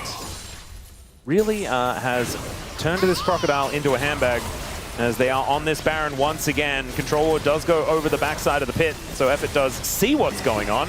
But there's a difference between seeing it and stopping it. Cuz in the area, they should be able to get rid of some vision. There is that handbag we were talking about. Perfect making his way up, and it looks like GENG will be backing away for now. And BDD is going to get turned on. Curtains have been called, but he gets into the fog of war and will be able to escape. Fourth shot does come on down. 30 seconds on this Cloud Drake. That'll be Cloud Soul for GENG. And honestly, I mean, if it's not lights out already, that will be lights out for KT. I think it's going to make it so much harder from that position. BDD is strong, by the way. He's level 16, has his core items, but Perfect going to be okay. Is Effort going to be Effort. okay? No. Tempered Fate for fun, and he's dead. Yeah, not the play we were looking for KT. You know that content that we saw? There was like, you were stuck on the other side during the content, and there was that one moment where you just had a whole bunch of question marks above your head. Yes. That's what my brain did. Yeah. Just then. Yeah. Yeah. If you guys want to know, it's on the LCK Global YouTube channel. I don't think we need to see this again, but we're going to get to. Why are we replaying this? Yeah, that is exactly what happened before. Yeah, that was it. That's what we were talking about. That means that GENG gets themselves the Cloud Soul. You know what? No. He's putting the effort in, right? Better for him to go 1 and 5. Because if he goes 1 and 2, that means you stop trying. True. Right? He's still looking. He's still looking for his angle. Yeah, we really are looking to the LEC for inspiration, aren't we? Hey, we can't say anything bad about the LEC, right? They smoked us. We can't. That's why a lot of research is now being done. Yeah, we did his presentation. What did? We did do that.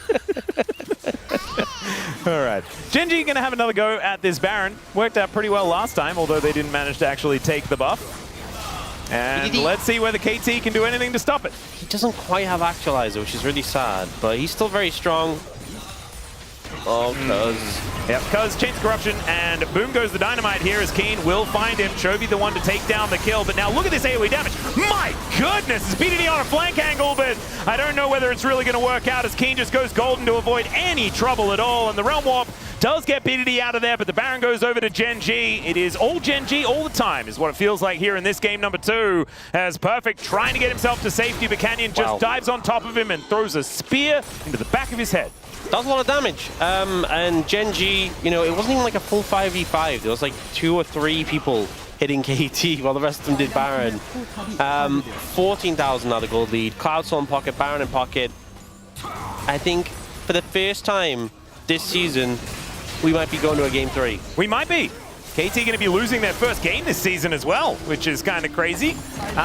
Effort going to go up to 6 deaths as well. I haven't seen many 6-death games so far this season. A lot of firsts have occurred in this particular series. Inhibitors going down, and GENG looking to stamp their name on this series and bring us to that deciding game number 3. Nexus turrets all that stands in their way, as KT gonna try and defend as best they can, but man, these wallets are so heavy. A 16, close to a 17,000 gold lead, Orcs. I'll say it, I think it might get there, and there it is. At least they do manage to take down Keen towards the end, but that is a bare Nexus, and they will be able to take that one down. As never mind, wasn't quite 17,000 in the end, but 16.8 is close enough, and that is the GENG that we remember here in the LCK Cup. Back again for the LCK for 2026. Better late than never, you have to say. Yep, they break their game loss streak with that one, and you know, they had a cool draft. Like the flex between the Jhin and the Varus made sense, caused a lot of issues, and I feel like lane dominance has really dictated this series, so it'll be interesting to see how things play out in that game 3. You know, it was a rough game for KT, but you know, you're coming off the back of that really strong game 1. I think it's anyone's series still. With the performance we've seen from both these teams so far today. Yep, kind of crazy that second pick and blue side has been the victor every single time throughout this series. It's just kind of odd that that's how it has worked out, because oftentimes you do see first pick selected. But now things get a little bit interesting as well, as it is Fearless. We're going to have a whole bunch of extra picks that we may not have necessarily seen so far this season. But time for us to take a short break. When we get back, the space is going to break that one down. Then we'll have game number 3 for the first time in 2026 LCK.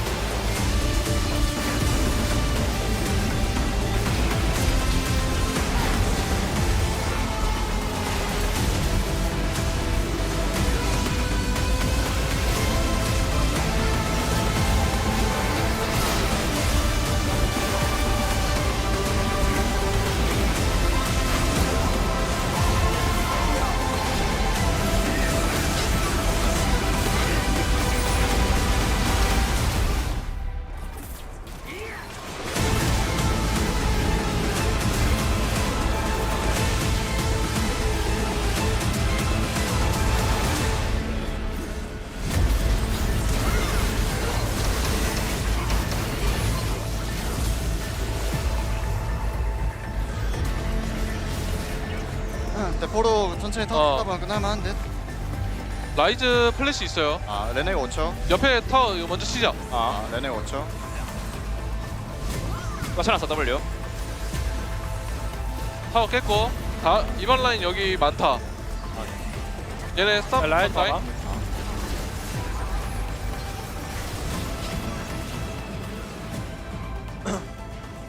안 끝내. 나이스. 아이 오케이. Came in huge in the mid late. And then Varus top, disgusting. Yeah. Do you know what isn't banned away yet? What isn't banned away? Vayne top. Oh, God. I do want to say, so earlier I said the last time GENG, I did say I looked up briefly, didn't get like a full spread, it was 2020. It was actually 2023 spring. I got corrected by Mingwin on Twitter, was the last time that GENG lost that opening series against T1. Got it. So it has been 3 years. And well, not as long. how was their year in 2023? It was pretty good. Yeah. T1's was better at the end, but still was a pretty good year for GENG. The Lulu going to be banned away here. It's going to be a new addition to the ban list in the first 3, and in fact, they're just going to try and ban out Effort completely. Yeah, and in particular, you think of the picks that are left available in the AD carry role and the pairings. So, you know, Yunara, well, Lulu's gone. Corki, well, Nami's gone. I mean, Lucian also taken out in that regard, but I feel like these support bans of Lulu, Nami just kind of trim the power of a lot of AD carry picks without banning them directly. You know, last draft, we did see GENG banning Yunara. But this time, they're just going to be banning the supports that pair, well, one of the supports that pairs really well with it. Yeah, it feels like Lulu bans both Yunara and Aphelios, and then the Nami bans both Corki and Lucian. Kinda, right? Like their best forms. So I think it's kind of cute going for that one, sort of getting a 4-for-2 deal. Not too bad. Probably going to be taken away as well. Can be quite frustrating. Does open the floor to some more interesting picks as well. And let's just see what the last ban is going to be here for KT, and then try and work out what GENG are going to be picking up first, as Orianna is still available. That is going to be a big one, so that will be banned away. Yeah, it makes sense to get rid of that one. Jarvan? Question mark? You know, I mean, Jarvan's strong, but I just feel like face picking him. I mean, there's a lot of, like, the Ezreal's gone, right? And a lot of the mid laners who can sort of deal well with his Cataclysm, but I still feel like Jarvan face pick just commits so heavily before seeing what the enemy team has. Ooh. The Ambessa I like more, because obviously it is a flex, even though we've seen it more in the jungle. It keeps those options open, strong skirmisher, and a lot of power in that pick. I like it. So let's see what KT's response is going to be. Yunara, still an option. Not a whole lot of great things to pair with it is kind of the issue. We have seen Yunara kind of paired with whatever, even though like the best pairing is Lulu. We've seen like Yunara and Nico be really popular. They are going to go for the Jarvan, so I haven't really seen what they're up against, but they're going to commit to that pick. It is a Cuz special, if we're being honest, a pick he's had a lot of success on. True. And is just a strong jungler in general, but does leave room for GENG to try and make sure they have carries who can evade the Cataclysm and aren't just sitting ducks inside there. Still just going to be the Inara by the looks of things as the lock-in. They can, of course, pair something with it in their final pickup, but GENG now with a lot of opportunities to pick something into this Inara if they would like to. Hold on to the flex. I actually would really like to see not a top laner and not a jungler locked in here. Make sure that they keep things as ambiguous as possible. And maybe just lock in a strong bottom lane that they do want to play into this Inara. Could be a thought. Let's just have a look at what they do decide to do. Hovering over Duro momentarily. And it will just not be what I was talking about. They're just gonna slam a Wukong. And Annie. Wukong Annie, that age-old combo when Annie was really firmly in the meta, Wukong Annie was just winning games. It was last year when we were in Legend Rise group. Annie Wukong was just winning non-stop, so... We're going to need to see some Rakan bans. Yeah, I think so for sure. This is very much, okay, you've committed to this Yunara pick. We're going to kill Yunara. That is basically the game plan for GENG. We are going to try and dispatch off your AD carry here. And we see KT going for the Alistar. This is definitely a bot lane where you're like, look, we're going to get a lot of value out of the lane. It does mean you are going to be potentially quite weak in the lane because Yunara needs like access to the wave to stack up a passive. You have an Alistar who doesn't really provide that early. The one thing I will say is we've had a lot of enchanters, a lot of ranged champions banned, and we are going into the next ban phase where they can target some more things. The Rakan ban comes out immediately. No surprise there. Rakan with this composition would be disgusting. Yep. Would be honestly unplayable for If you count aiming. Rakan as a ranged champion as well, I know he's sort of pseudo not, but that means that there are, what, 7 ranged supports banned away so far? So kind of ridiculous. Does mean that the Alistar might get through without too much of a difficult matchup, as there is the Nautilus to be taken away as well. Yeah, Nautilus quite common into Yunara, just that point and click CC that can come through. Something to note, I like Nivea is available. Oh dear. So you could pick like a lane just to completely choke them out. And Nivea is hard countered by Annie, right? Because Annie's fire type. Yeah. So you can't play that. I mean, Cassiopeia are going to be banned away here as well. I'm not sure Nivea fully fits with what the rest of GENG's comp wants to do, but the rest of the comp is already going to be diving in. So, you know, you could just pick that just to crush lane. That being said, you could also just go something like the Rel. We know that Duro has a lot of fun playing that, being in thumbnails. Yep. Involved with that. Being a horse. Yeah. There is the Zehen. I don't know about this. He did get toned down a little bit on this patch as well. It was bigger hits to the jungle than top lane. Yeah, so that's what he's going to be taking into the Ambessa. Certainly, as far as release date is concerned, there's not very many things that beat Ambessa, but Zehen certainly was released later as... Man, okay, GENG really want to win this lane, and with Caitlyn Elise, you can certainly do that. Yep, I like this. I mean, it's not, you know, the Anivia, but it is just a combo that's like, we're going to crush lane. We're going to look to absolutely decimate. Is. He's back. Okay, so remember, Effort hovered Teemo in the last game. This time he's back to hovering Nasus. I remember they lost last game. Exactly. In fact, every game that he's hovered Nasus so far this season, they've won. Exactly. And every game that he's hovered Teemo, they've lost. So now GENG obviously going to be sweating because the correct hover has happened. It's also a Kali for BDD, which could be a scary prospect. Obviously, Chovy should be okay for the early stages, but we've seen BDD really get some things done on this champ. However, not a massive amount of range. Yeah, my concern here is that your lanes are not going to be in a great spot. Mid and bot in particular, Chovy should just be able to harass the Akali out of lane. Bot lane is going to be a terrible time. And GENG have gone, we're going to crush lane. And also, in terms of later responses, or just trying to like hold them accountable, Caitlyn can play at range and use a net to disengage to escape from like a Jarvan Cataclysm. Elise is hard to pin down with the repel. Yep. This should be a very comfortable 2v2 for Ruler and Duro. And I feel like they had a great game 2. Game 1 wasn't particularly impressed. Game 3, they have put all the eggs and we are going to crush aiming, not let them play the game. the composition has a lot of tools to take him out. The lane has a lot of tools to put him behind. So, you know, you put this Yanara in the dirt, and I think KT just don't have any legs. Yeah, it's going to be a tough one. I think there's going to be so much on the shoulders of Cuz in this game. I mean, if this Jarvan can land some ganks that work out against a lot of these pushing lanes that GENG has, that could be what turns things around. But man, it's going to be tough. Let's get into the Rift.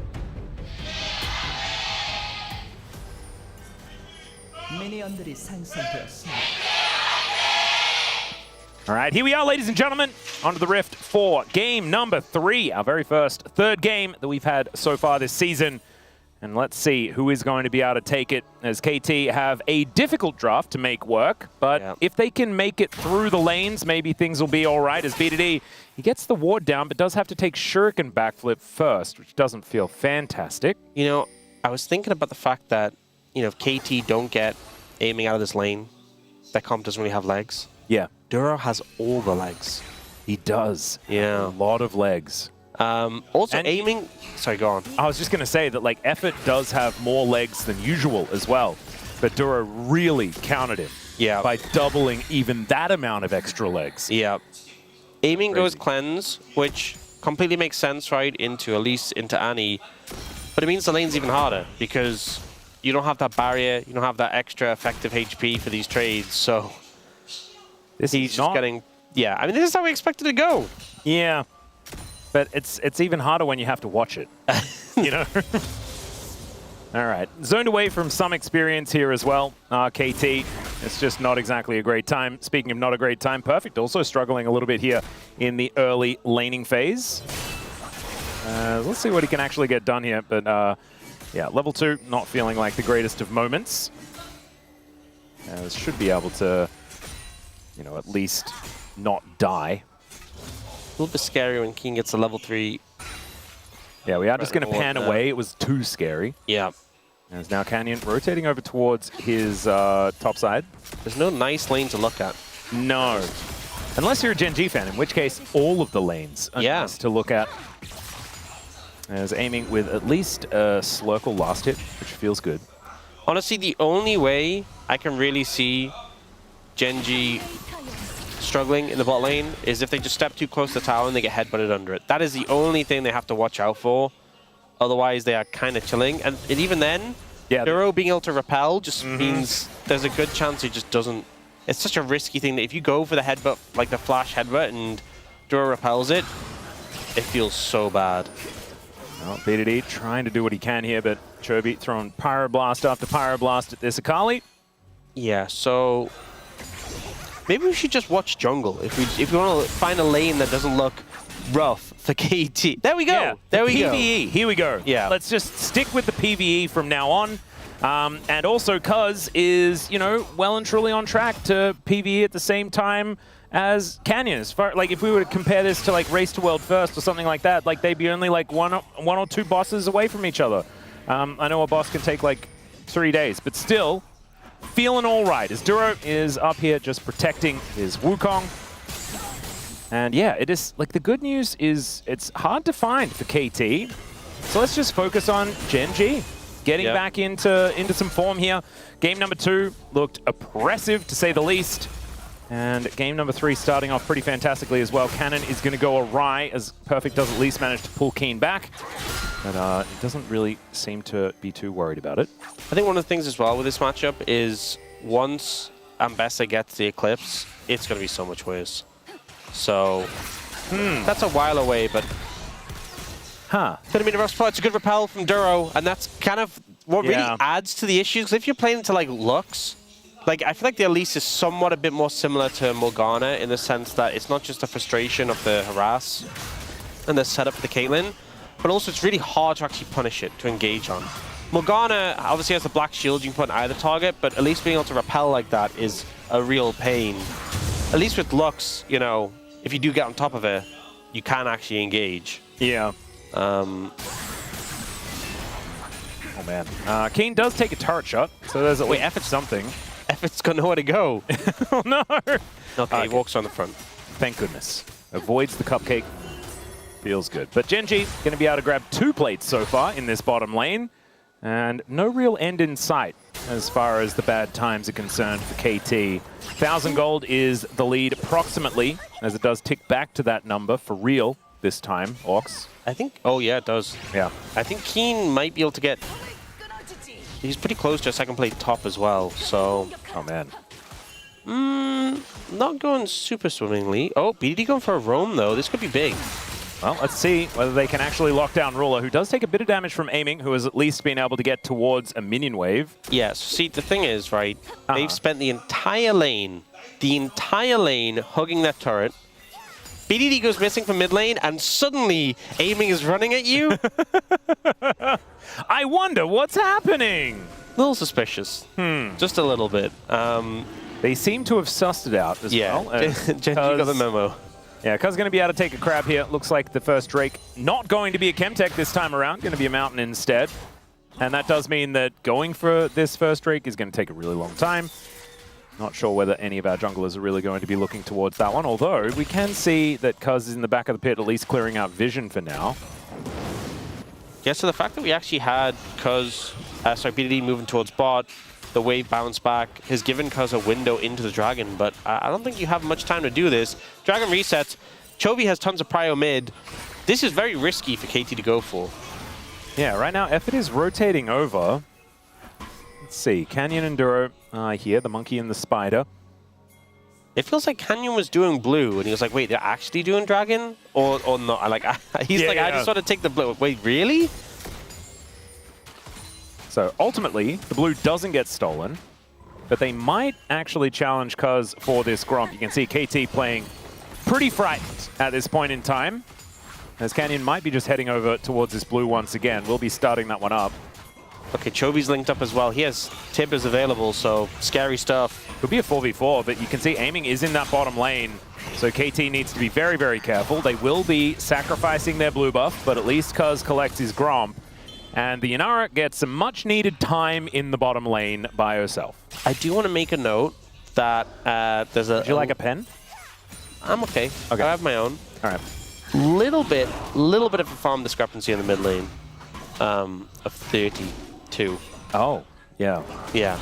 So Yeah. we always talk about Akali weathering the storm. The storm is raging. Yeah. Quite viciously. I mean, Annie... Okay, Chovy is one of those players pretty good at farming. Yeah. Annie is also one of those champions pretty good at farming, like the reset on the Q on the minion. Yep. And giving you infinite mana if you are just last hitting with it over and over again. Yeah. Feeling pretty good. Cuz going to be taking his red for now. I mean, okay, to add a little bit of like a half full cup, never mind. BDD just going to take a bear to the face. The half full cup is that we haven't had a first blood yet. Okay. You know, and Canyon will be able to take down this dragon, most likely. But, you know, 8.5 minutes, first Drake, not end of the world here, as KT really do just want to stop this laning phase from happening. They want to get these quests finished and then just, you know, go about their business. As there is the Drake going down, Duro back to this lane right now. And I guess, like, one of the positives is that, you know, an Elise isn't that valuable after the laning phase. Yeah. Right? I mean, Alistair, you know, you pick those for the teamfight value. It's also Mountain Infernal. So when you're playing a team who has a lot of lane priority, lane focus. Oh, KT looking for a potential all-in angle here. As Amy's level 7, Effort's only level 5, but they still manage to get the headbutt back. There's the repel as the flash after from aiming, and he gets the dash to lock down first blood. Still, he is going to have to sacrifice himself for it. Doesn't have... Oh, Effort is going to be able to get the Triumphant Roar to heal himself back up. So they do get the first blood, but immediately the punish does come in. Yeah, honestly, I think KT overall okay with that. Bit of an overstep there from Duro, just gets caught out. But considering how rough the lane has been, happy to get a kill onto aiming specifically. He was the one who got rewarded with the kill credit. And let's take stock of actually where the bot lane is. Aiming's actually up in gold. Yeah. In terms of plates, they lost those 2 plates, sure. That's about it. The farm's not actually that much of discrepancy. And aiming was actually ahead in farm for a little bit, I'm pretty sure. This is the weird thing to me, is aiming popped ult, and Duro just walked so far forward and wasn't ready to repel the pulverize. Yeah. Like, it was clear that he was trying to bait for Canyon, but it was just, you have to be ready to dodge the CC. Was that Otherwise, heal or Triumphant Roar? It might have been. That was healed. That was healed. Never mind. I do like just saying Triumphant Roar, but it just wasn't really a bit the of a thing. Yeah, it's a bit fun. Yeah, I mean, Genji are ahead, sure, but they're not ahead enough that I'm like, okay, game is over. No. And honestly, KT's composition will be able to do things if they're able to, you know, stop this lead from being on a more insurmountable side of things. Right now, surmountable, we would say. Yeah, I love that guy, surmountable. Oh, he's great. He's a really good horse. As aiming does have Effort and Cuz in the area. 2 versus 3, not exactly the greatest for GENG. Is Effort just going to get on through? Yep, just keep going. Drive on by. Yeah, the Ambassador doesn't make her way down towards this bottom lane. Gets exhausted immediately. As that was actually Dura getting exhausted. But still, Keen uses the teleport and gives Perfect a whole bunch of time. Yep. Bear. It was a good flash, though, from Rula. Basically flashed exactly when he had to. The headbutt connects. Yeah, he's probably just dead. He is just doomed. So, evading that gank angle, the Effort's able to fight. Oh dear. Does gonna have to flag and drag to get himself out of there as aiming. Almost just dead. I believe that was a headshot that did come on forward. There is the Cyclone, and down goes aiming. Canyon will pay for it, though, as Cuz keeps himself alive. Peacemaker, not quite enough. As man, really would have liked to have that ulti, although there is a cow that could stand in the way. Kraken Slayer done a little bit late here for aiming from the grave, but KT keeping things even as far as these kills, and the gold lead has not swayed. So close there. Also want to note that Rula's gone for Berserker Greaves early, so maybe if he had a bit more AD, a bit more punch behind his autos, his damage, maybe could have got the kill. But yeah, aiming gets completely chunked out here. And they're like, let's just go for the dive. Cuz even steps in the trap, but look how much damage Canyon takes because there's no minion wave immediately tanking the tower. The Spiderlings, I think, may have helped. They are. Yeah. Duro there. Looking pretty good. And Canyon and Cuz extraordinarily even in this game. We mentioned already that this game is going to be largely about how much Cuz can get done. So far, a decent amount, but would probably have liked to be a little bit more impactful. Just have to see how GENG go about navigating this mid to late game as we are heading towards it. Protect the President is likely to be the game plan here, as Ruler will be not in a whole lot of threat once all of the dashes and engage are used up, right? Like, he can kind of shoot everyone and they cannot respond eventually. And that's going to be a difficult time. I think the main thing is BDD and Perfect getting backline access, right? Yeah. Finding angles to get onto Ruler. Because GENG going to fly forward, play aggressive, and if Ruler's left isolated, that's where it can be a little bit scary. Effort is ready to do a thing. Scar Award, beautifully done. You love to see it. Nailed it. As sort of quietly, the top lane has been a wash, which I guess is kind of nice for Perfect, who is struggling a little bit in the earlier stages, but haven't really seen too much else out of it. Especially Keen now has the Eclipse completed, so he's in a pretty strong position, but not really finding angles to push that. Dragon is up and available, and GENG are in position to try and start it. Note that now the top laner has TP, so neither one seems to be joining for this fight. Likely to be a 4v4. As we can see, over the wall goes Duro. But he goes up into the sky. Doesn't exactly have very many opportunities to come back down. But there's a Cyclone from Canyon. Gets in, gets out again.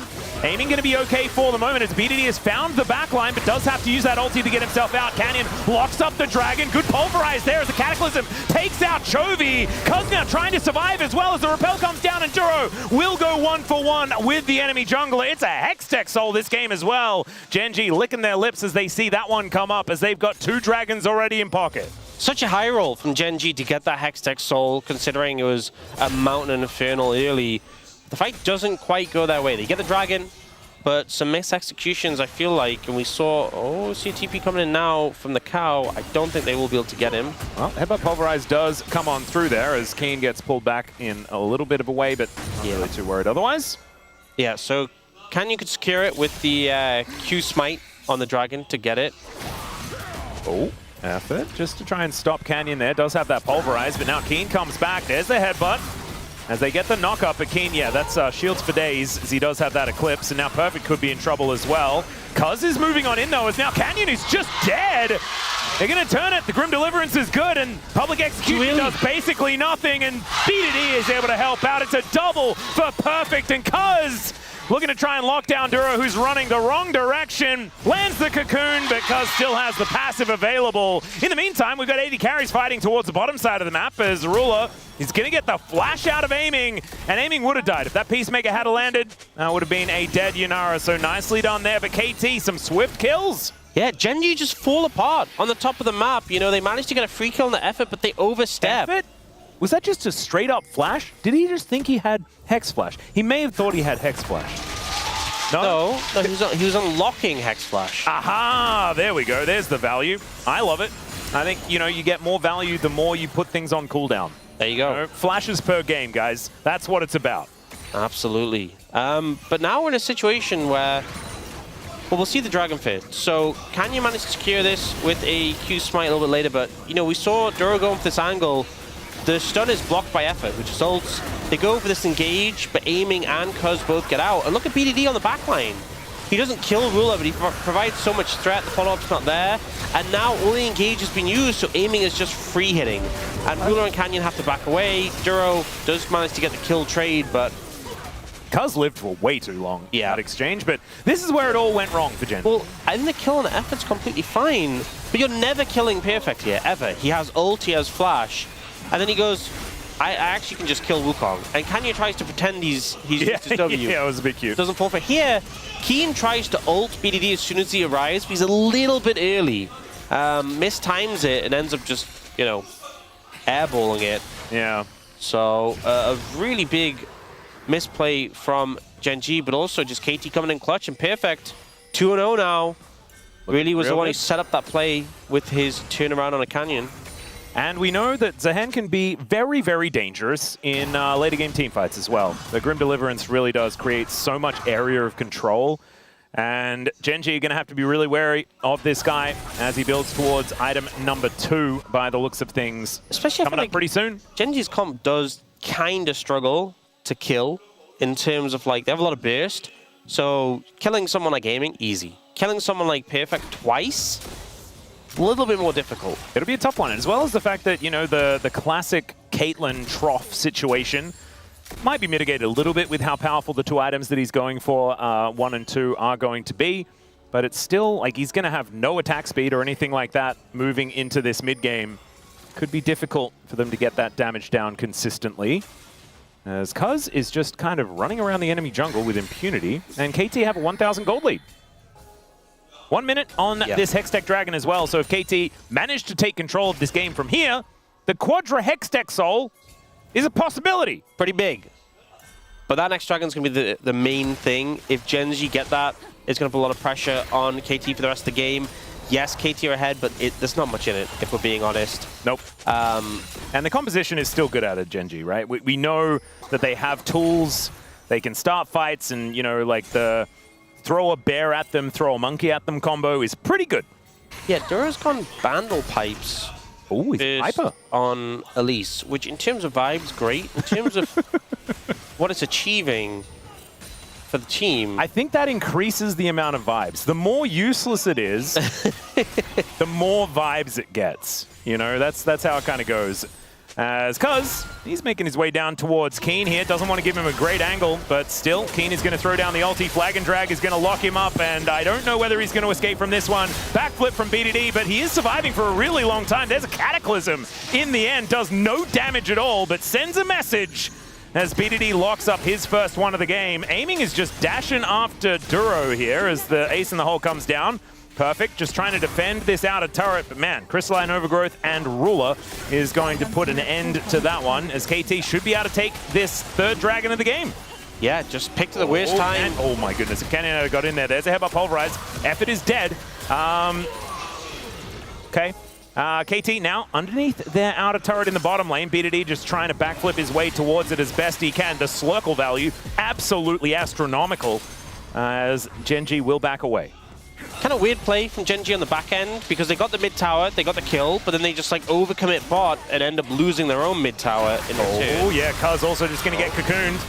Does get a bunch of his health bar back, and Chovy is going to get taken down by BDD. 5-point strike going to do it. Great repel avoids the shuriken, but still has to flash Hexgate to get out. That was a big cute from Duro. He is going to survive. However, KT's still just getting stuff around the map. It's been such a scrappy passage of play, but ultimately KT got the dragon. That's what they wanted. They got a good amount of damage onto that mid tower, and they get this bot tower as well, so... Perfect is becoming a large problem. He absolutely is. Effort is having a problem. He is having a problem. It reminds me of that thing in Dutch that Chronicler taught us. Oh, I remember that one. But he found a solution. He has Hex Flash again. Unlocked and available. There we go, perfect. Yeah, Chris ends up just face checking here. And And the ward down. Value. aiming is a big problem when he gets a chance to auto attack, doing a lot of damage. This was just a very sort of scrappy... Having a look in live, Duro, not a whole lot of places to go as he's just dead. Aiming grabs his third of the game, and he's Yunara. This is a champion that can become a massive problem, like you were saying.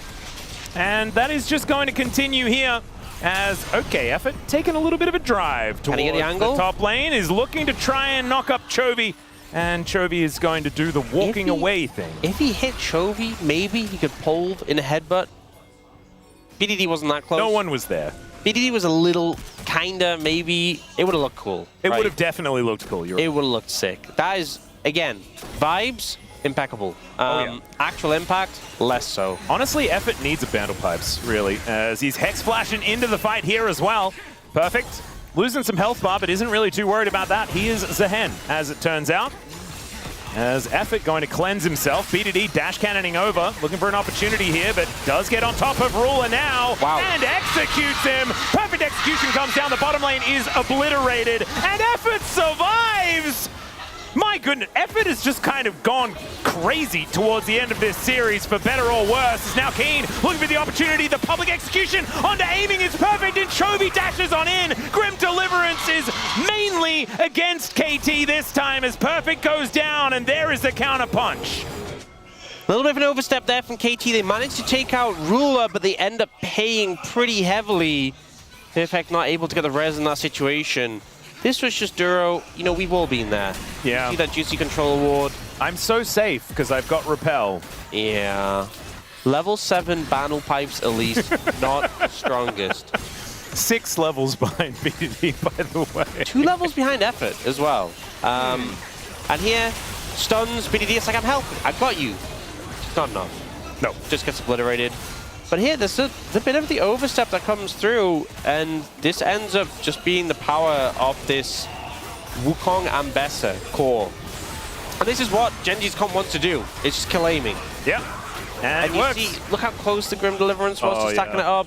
Not quite able to get it there. But yeah, so they're very good at killing aiming. So even when he's fed, it's still a little bit of a concern. But the backline for Genji, it's kind of like you guys are on your own. You know, figure it out. We'll do our jobs.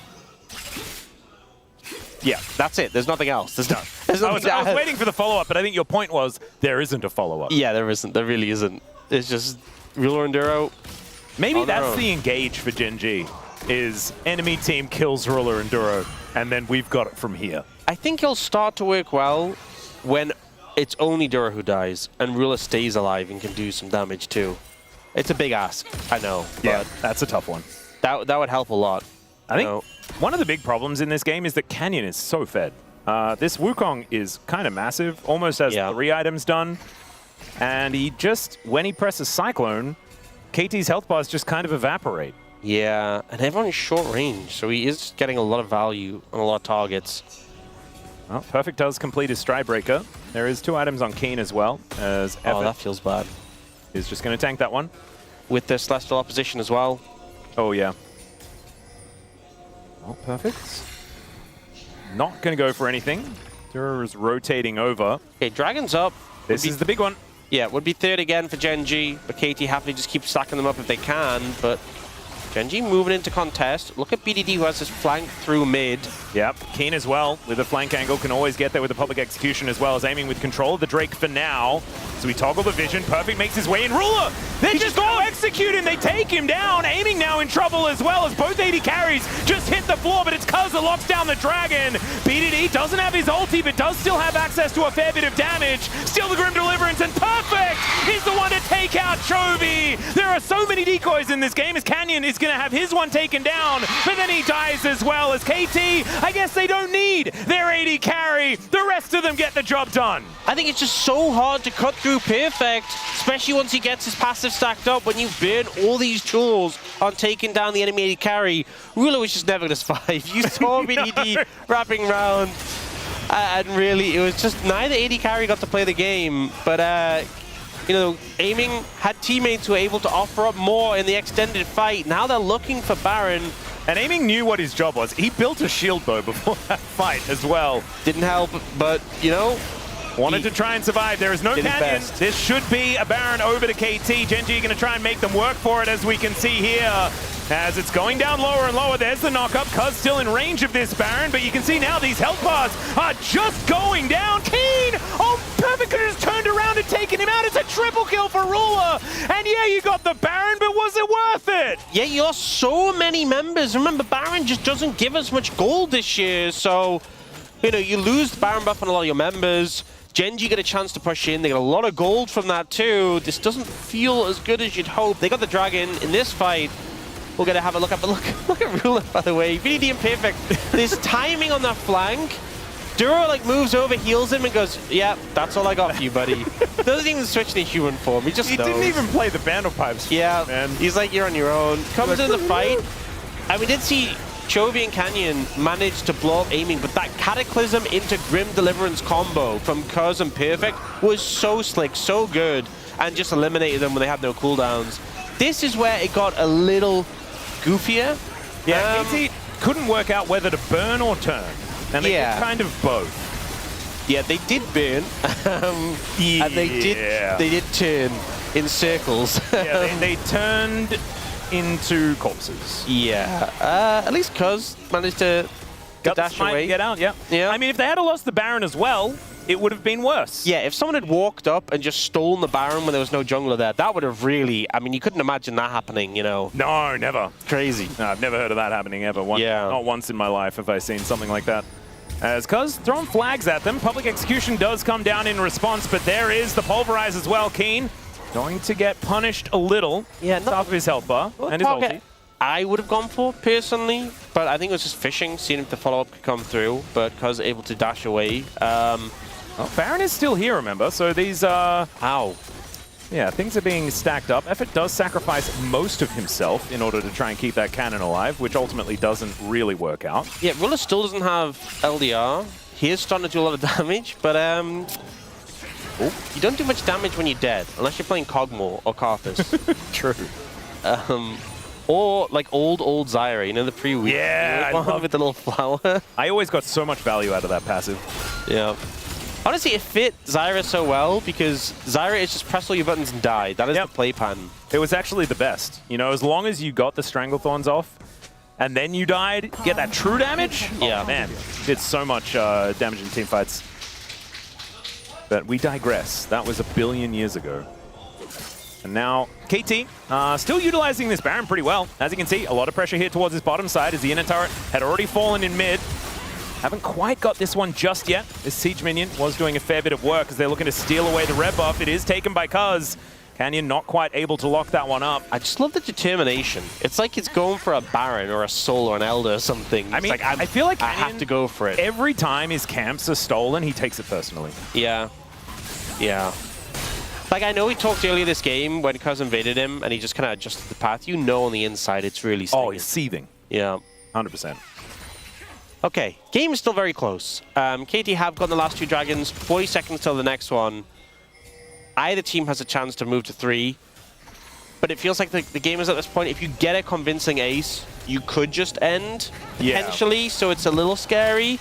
But with how this game has been so back and forth, so close, letting either side get this 3rd dragon is going to be a big problem. Right now, GENG have got control of the area, and when you have a Caitlyn, when you have an Annie or Wukong, so hard to approach, so hard to move in against these champions. So setup is so important. Setup is absolutely what you're looking for. As the blue buff is secured by KT, pretty close there.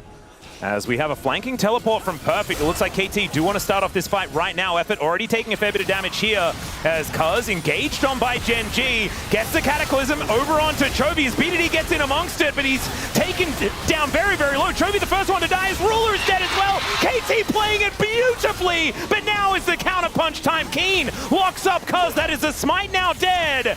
But KT still have a man advantage, aiming, hitting the dragon, and BDD managed to make it out to safety. Perfect, looking to try and dash forward, gets a knock up onto Duro, who does have a minion to dash towards, but there's the pulverize out of Effort, and he's able to take down his opposite number, hoofed to the head. And now Canyon likely to die here as well as aiming chases him down. That is 4 dead, and KT, they've forgotten about the Drake. They want to break the base. BDD got so much value there on the Akali, jumps straight on a Chovy and gets Ruler 2 as a bonus.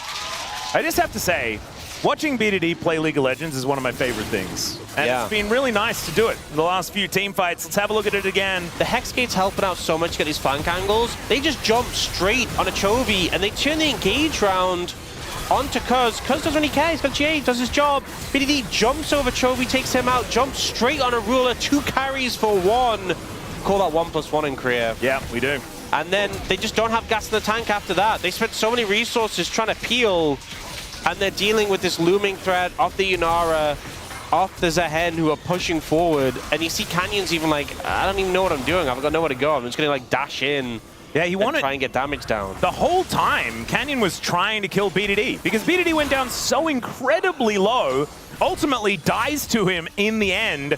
And it is KT that take down that 3rd Drake. So Soul Point, what I was talking about, like largely facetiously earlier on in this game, KT could make it to Quadra Hextech Soul. Yeah. That's a lot of Hextech. We know that too much Hextech is a problem. A lot of value on these champions. Like a good few of them who get good value from the attack speed, the ability haste, not going to complain about. But yeah, Hextech Soul in general, very good. Because we're seeing all these examples where they get the flank on a Ruler and they take him out. And it just feels like he has nowhere to go. If you're slowed as well, it's just doomed. Yeah. Also, Ruler has got LDR. He's got a ton of damage, but no survivability. Oh, Effort looking to try and turn this into engage. Only gets a knock up onto 1 as now BDD looking for the angle. Perfect execution, but doesn't find. They get BDD and they take him down. Chovy manages to land it, but Keen is also dead. Duro trying to get something done here, but it doesn't quite work out. But this time, aiming is alive, and Ruler gets put in the Cataclysm and taken down. GENG identified BDD as the problem and forgot that aiming existed.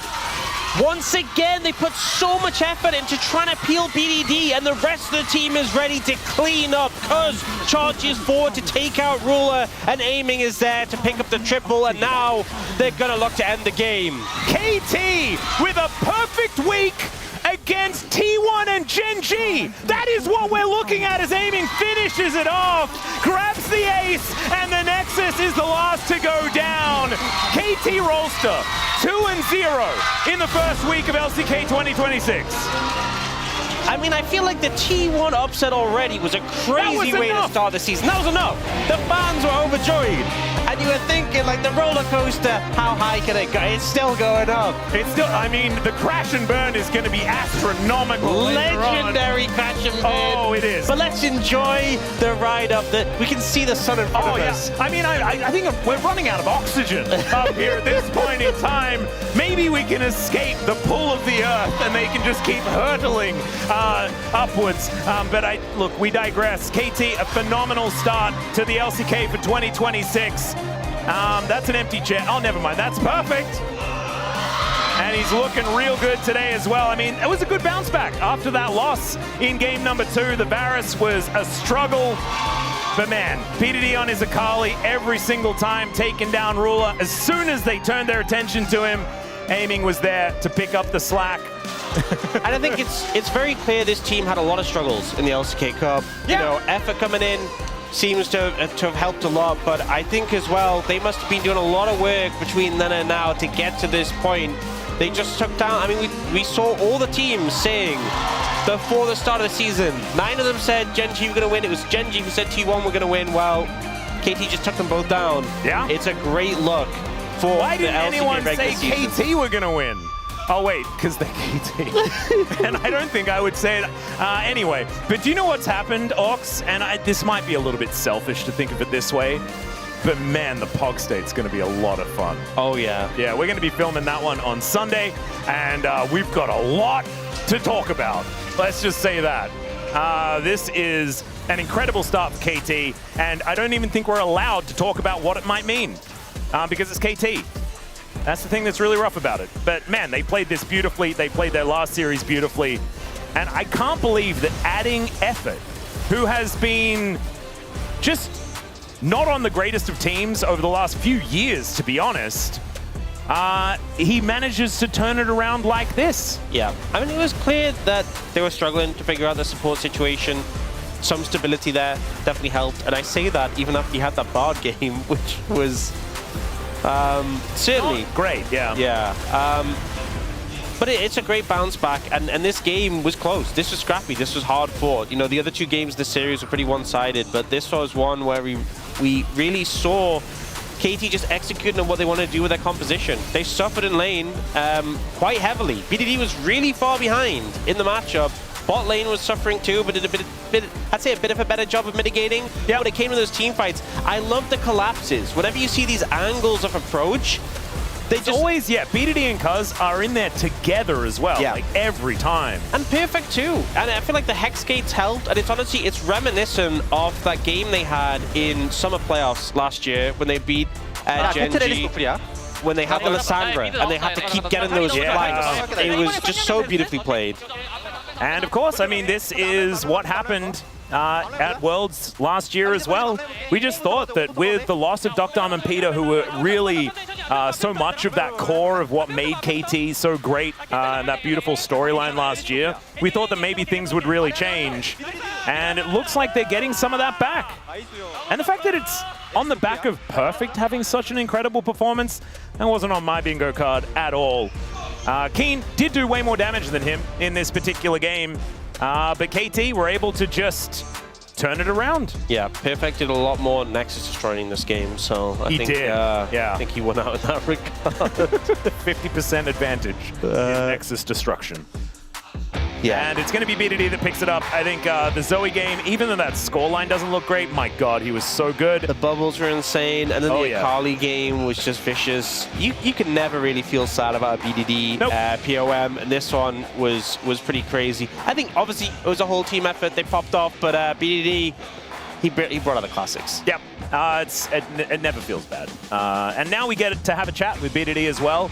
Kind of crazy that it's both of the solo laners from KT as well that have picked it up. I wouldn't have been surprised if it was only BDD that gets POMs. I would have also not been surprised if KT didn't get any POMs this week. They're against T1 and GENG, and they managed to come out on top. So hearing from BDD and about what has changed in this team to bring them to this level, that's what's going to be the most interesting. For sure, for sure. I'm ready to air it. Yep. I don't know whether we're quite ready for the interview, as I believe BDD has walked out, because I did hear the roar of the fans. Yeah. But man, I am looking forward to seeing what he has to say. But I just don't know what it means. It's so hard, right? Like oftentimes after a victory, we're like, oh yeah, this is great. Like all of this has come together and it's all cool. But it's so hard to talk about KT. I think we just enjoy the moment as it is right now. We don't think about the future or the past. We just enjoy this week today for what it is. Yeah. All right. Let's enjoy the interview with BDD. Thank you very much, guys. This is Steer for the POM interview translation, joined by BDD on the side of KT Rolster. Congratulations. Thank you. The KT roller coaster just won't stop going up. 2 back-to-back wins. How do you feel? It was such an unexpected result, and it just feels really surreal. It feels like a dream. From T1 to GENG, KT is sweeping every powerhouse. So how were you able to pull this 2 back-to-back wins? Yeah, after Effort was able to joined the team, just practicing with him during scrims, actually it went really well, and I feel like that actually led up to this good result. And so how is playing with effort? You know, given how much of a veteran he is, he doesn't get nervous. He's actually very clear with his comms and his shot calling, which actually helps a lot. Did you see this POM coming, BDD? Yeah, after that game 1, you know, I told myself, maybe if we win today, I might be able to get it. But game 3 was just so difficult. Maybe it was the Baron seal that made you think that you got the POM. Yeah, Baron seal was really good, actually impacted the game. So this moment, can you walk us through how you read the seal? You know, I figured maybe this is something that I can steal. I was in the good position, but I think it was more luck that actually played a big part. I guess today was my lucky day. It just worked. Everything worked out today. How was the comms like here? Everybody was just kind of in a rush. It was quite chaotic in the end. Yeah, a good start of the series after getting that game 1 secured. But you guys dropped game 2, so what was the mindset going into game 3? Game 2 was actually not too bad, but because we had some shortcomings in the early game of game 3, you know, we just had to focus up, and that's just something that we had to discuss as a team. So in which moment did you feel like you guys won the series? Honestly, there was no answer to my laning phase. It was so difficult. So I was just thinking, oh my god, my teammates, please, team, win for me. And they were actually doing really well in the end. So I'm very grateful for them.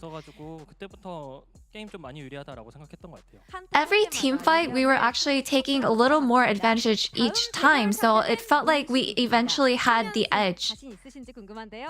And your next opponent is Nongshim. Are you ready for your 3rd win in a row? You know, watching how Nongshim is playing, they're doing really well actually. So I'm sure that as long as we are well prepared, we can definitely win. And any word for your fans? We want to prepare and perform well against Nongshim and keep our winning streak going. Thank you. And that's all from BDD, and back to the